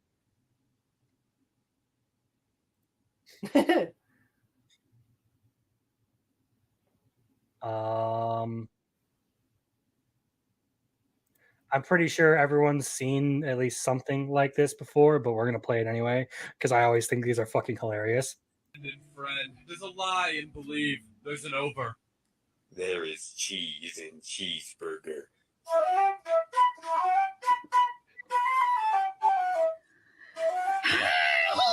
Friend. There's cheese. That's the level of brain rot I have reached. Oh, dude, there's cheese and cheeseburger. There's a higher level. It's where I saw a meme today and I was like, history will look back and go, what the fuck? Like, it was just so shit post. It was like, and I giggled and I was like, there's a problem. Like I giggled and then I was like, you have a problem. Like when I saw it, just so like, it was like a dude who fell off of a chair at a bus stop, and then have you ever shit, and it was flashing like Costco or something. And it just was like the dumbest shit. And then it was a chick that's like, we're part of Costco gang or something. Like, it was the dumbest shit in the world. So as far as anime memes go, I think one of my favorite is like the smile, sweet, the whole intro to that series. Have you ever seen those memes? Yeah. Someone made a new one and it popped up in my feed, so.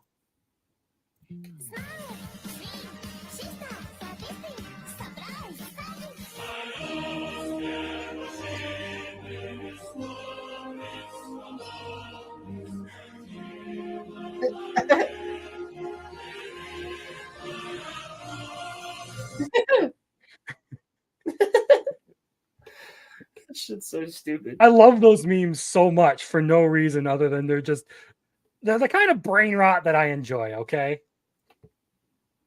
And by the way, that was the incest thing I was talking about where people were raging about the sister making an incest joke. That's what that's where those characters are from. Soviet. I don't know how to. Can I make this full screen? Oh. What you got?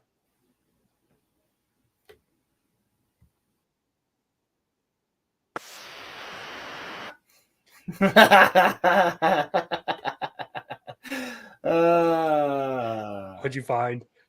I don't know how to make this full screen, but I need to because it's in my fucking messages. Okay. Well, while you figure that out, I'm going to show everyone how to make art in your coffee.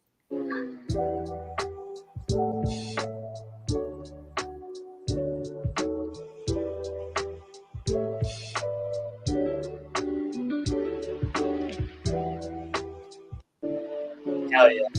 Real quick. How do I close that side? What is this?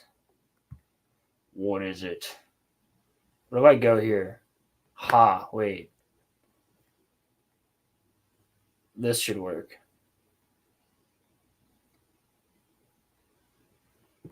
All right. It's not even that good now. It's really not. But it made me laugh.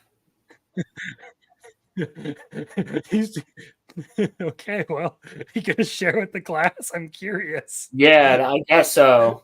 But I'm just gonna have to share it through like my messages, but fuck it. It's just it's not even that good anymore. Depression, because it's on Instagram, and Instagram on the computer is retarded. Just like me. Basically, every time I try to share something. Makes sense. Yeah. So here, we'll do it this way. Shit. That's not what I want to do.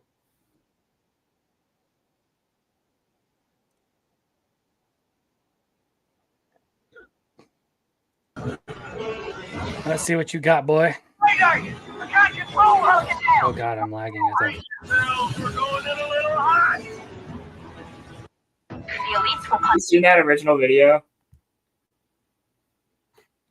I didn't even see it. It didn't even play.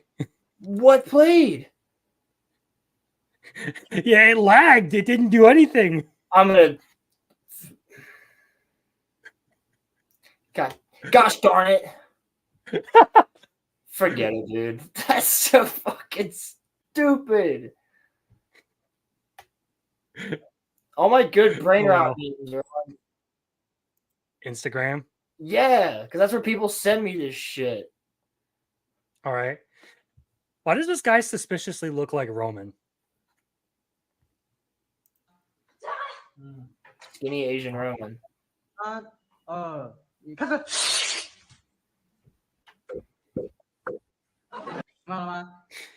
mean, when I looked at the video like 5 times, it's clearly time lapsed. Like, yeah.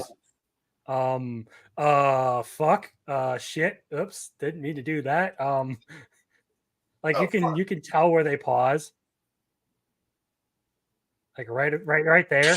You can tell that they pause and like she just holds the position while he finishes it and they speed it up. But I still thought it was funny. Just like you ever seen like the guys. We're gonna get into something very interesting here. This will probably be the last meme of the night because this is kind of a long one. Long meme. Share screen. Yeah, we're gonna get into a list of the most hilarious names of all time. We got Mo Lester and Jesus Condom right off the bat. Jesus Condom. Yeah, so Dat Ho. Oh, hell yeah. The fuck? F you. F you. I can't say that one. It's pronounced Robert Fajot. Fajot. Yes, Fajot. Cash register.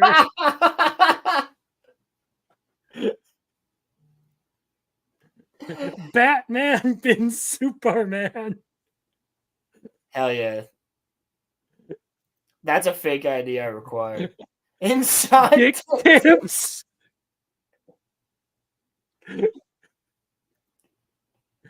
Dick sweat. No, go back. Wait, go back. It's for a funeral home too. Look. Mission Park Funeral Chapel, cemetery, and cemeteries. The business of compassion. Dick tips. The business of compassion. Dick Sweat. Former congressman. Cooking with poo. Sayud Diwoo. Diwong. Major Dicky Head. That can't be. P. Ennis. I've seen that one. Dick Power. Dick Power. Look, he's That's happy. what they call male privilege. He knows, dude. This has got to be a fake one. Mike Literus. This guy has to have lied. No, that right there is Photoshop Literus.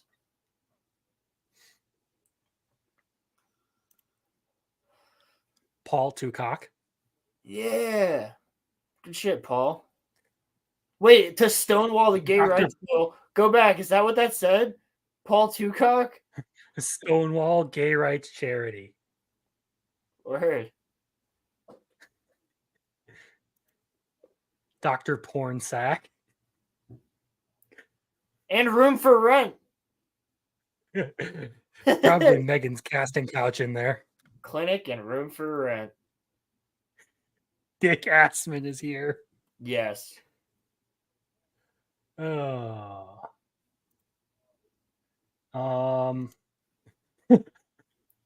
General Arse Biscuits. Arse Biquettis. Dick Long.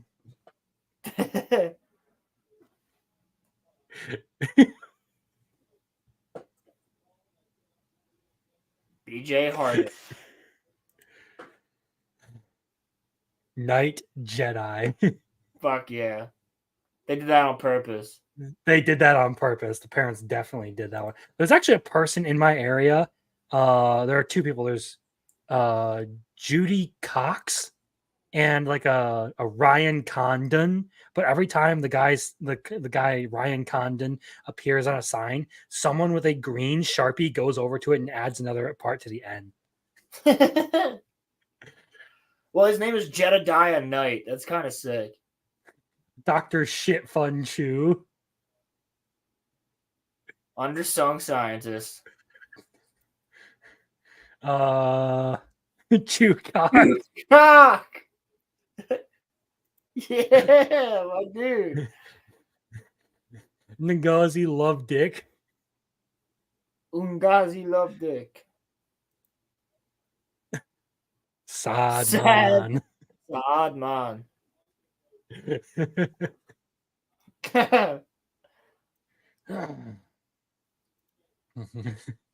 Lord Voldemort.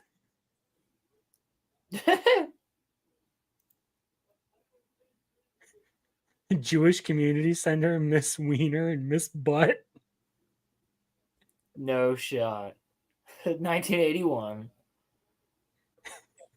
That man looks dead inside. I actually know people with that last name too.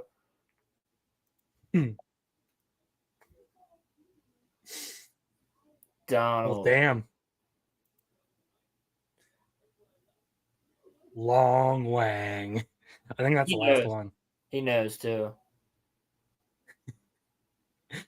But yeah, that's the. I'm gonna leave it there for the memes tonight because I don't know what else in here I should show. There's some struggle posts. I don't need to laugh at Fairy Tale because I mentioned that earlier. Oops. I've shown that one and that one.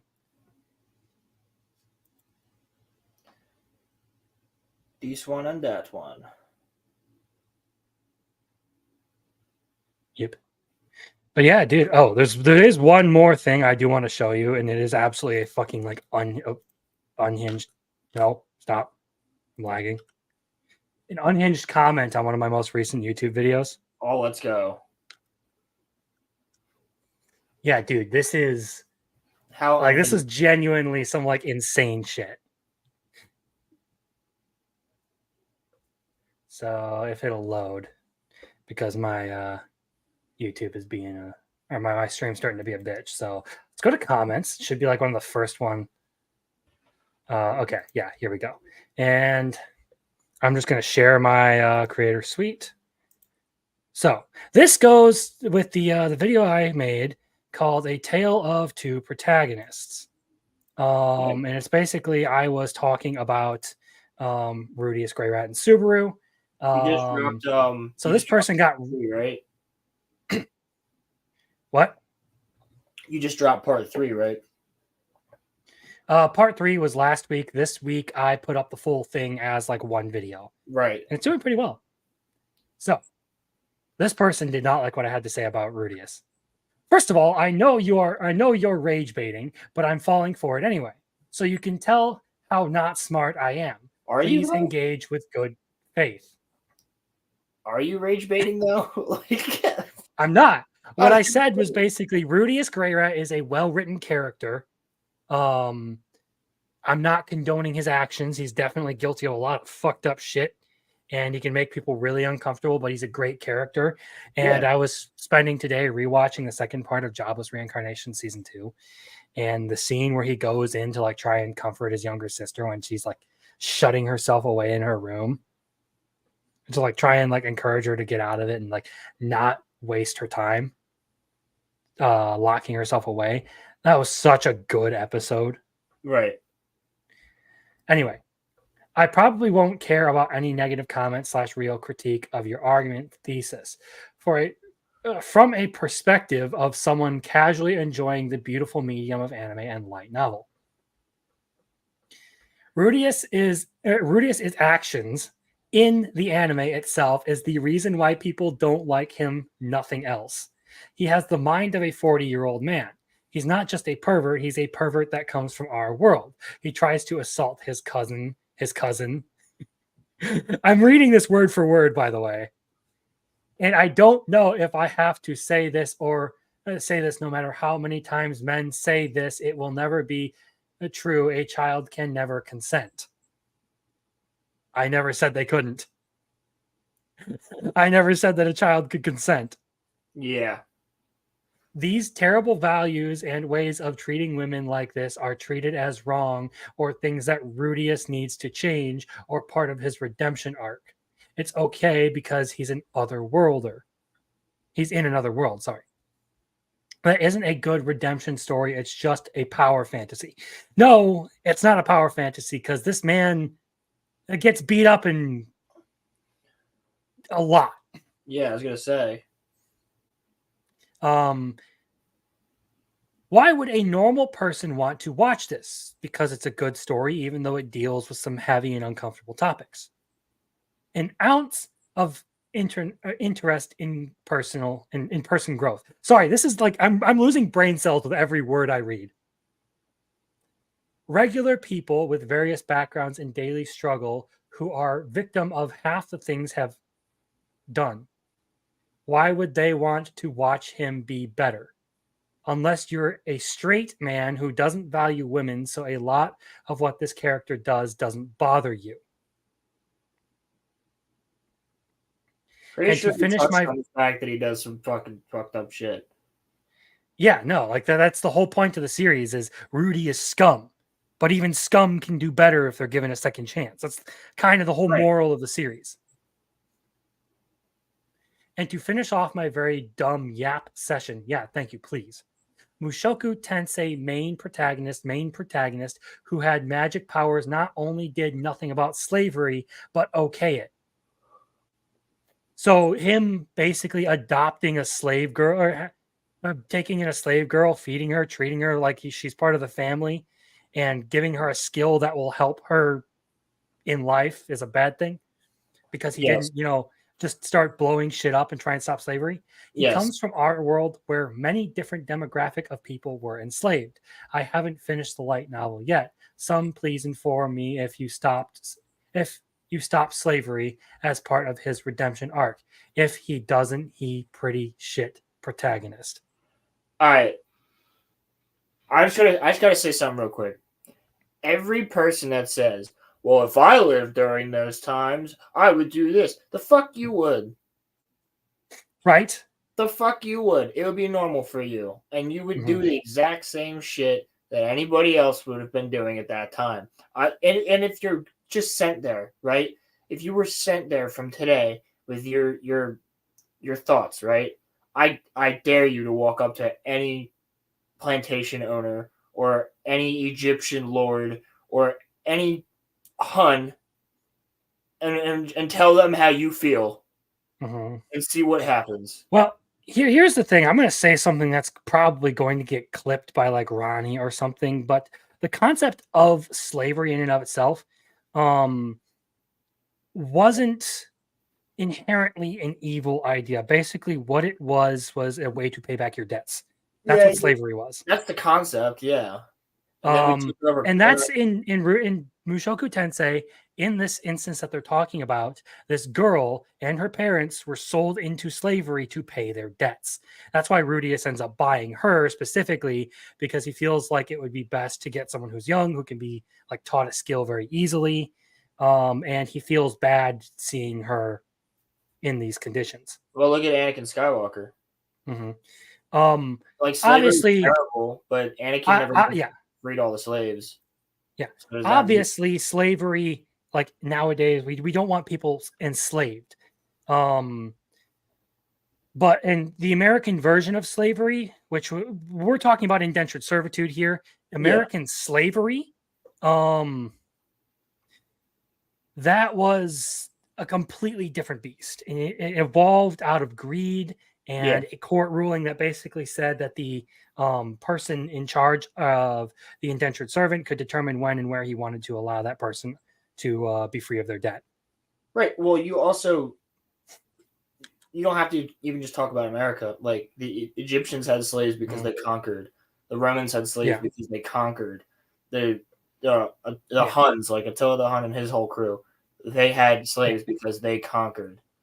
Like that was the thing. Native Americans enslaved other Native Americans because they conquered.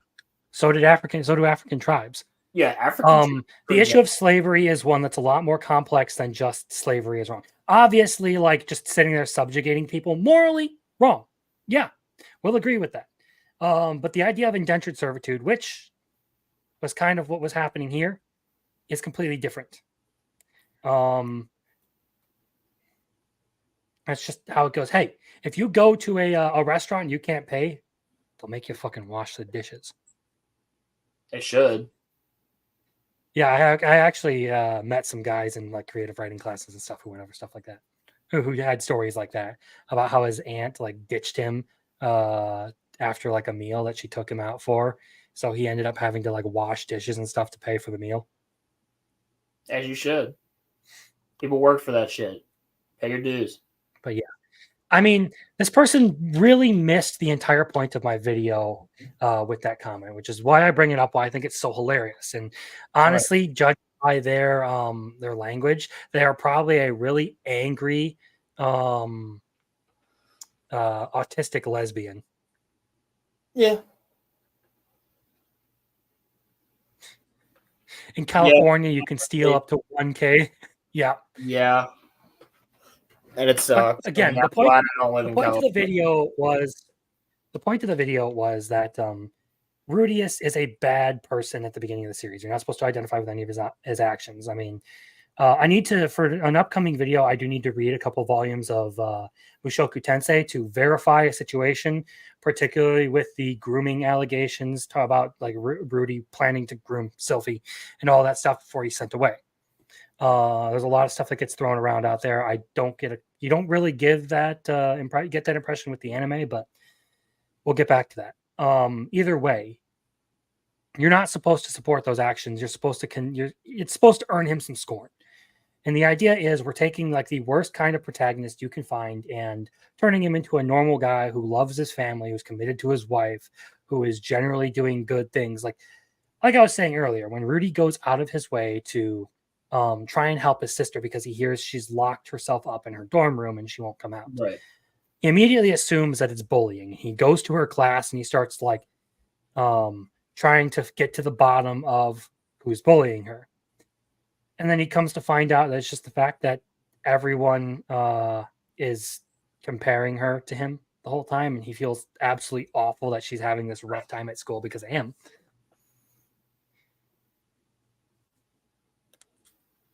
Somehow, though, that I condone everything that Rudy does. No, I do not. Well, you made a video about how he's an interestingly written character, and therefore you defend it. Yeah, it's like me saying, hey, Griffith is a great character. He's a well-written character. Yeah.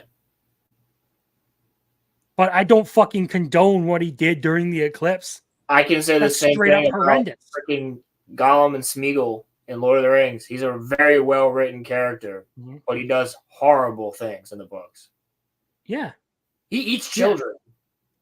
Somehow, though, and there was actually a post in one of my in my like bookmarks that I was considering going over tonight, but someone was basically saying if you like a character who has committed a crime, you should be punished for that crime.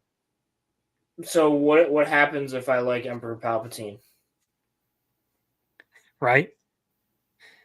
What's that crime? It's taking over the galaxy. Punish me. It's in like some people have lost their grip on reality, and it's terrifying that the internet has done. Yeah, it's spooky, man. It's some so shit. I guess that's a good segment to end on. So we'll start with the shills, and I'll just say, I mean, you're here now. You can find my main channel, Crimson Law. I am like less than 100 watch hours away from being able to monetize my channel. Woohoo! Yeah, I'm also getting really close to 600 now. So in less than a week. Oh yeah. My next two upcoming videos that you can expect from my channel are Why Endeavor Gets Too Much Hate and The Trial of Rudius Grey Rat, where I kind of like dive into all the crimes and stuff and break down everything that's going on with that character. Love it. And if you really want to keep up with me in other places, you can find me at Isaac Hendren on Twitter, and where I do all my stuff. So, Rolo, where can they find you? Rolo Rumcast, as always. Rolo_films on Instagram, and I think I still have a TikTok with that on there too. You guys are, I mean, it's literally just anime edits for the most part, and shit post memes. But yeah, they're Grand Admiral Rolo at Rolo Lord on X. So all those places, and don't lose your grip on reality, people. Like some of these people we've talked about tonight. Absolutely. Don't watch The Acolyte because it might make you hallucinate. Okay? Yeah. If you want to watch me go through Rings of Power, I'll be doing that very soon. So you're spending that last little bit of sanity, huh? Yeah. Oh, and then did you see we got the Skeleton Crew trailer? I watched your guys' show today, actually. We didn't go like, over all the the way show. through It today. came out yesterday. Mm-hmm. So There's some. oh, The skeleton crew looks so dumb, honestly. Yeah, the Rings of Power shit, man. And Skeleton Crew looks stupid. So I'll be watching it though, because no one else will, and I got to review it. So yeah, it's yeah. All right. Well, it is time to play us out. And you know, I bullied Roman, or no, not Roman. I bullied Rolo and I bullied Caleb enough. So why not play us out with an intro with a clip of myself? Just a throwback to one of my early videos. Incest is wincest, I guess. Sweet home.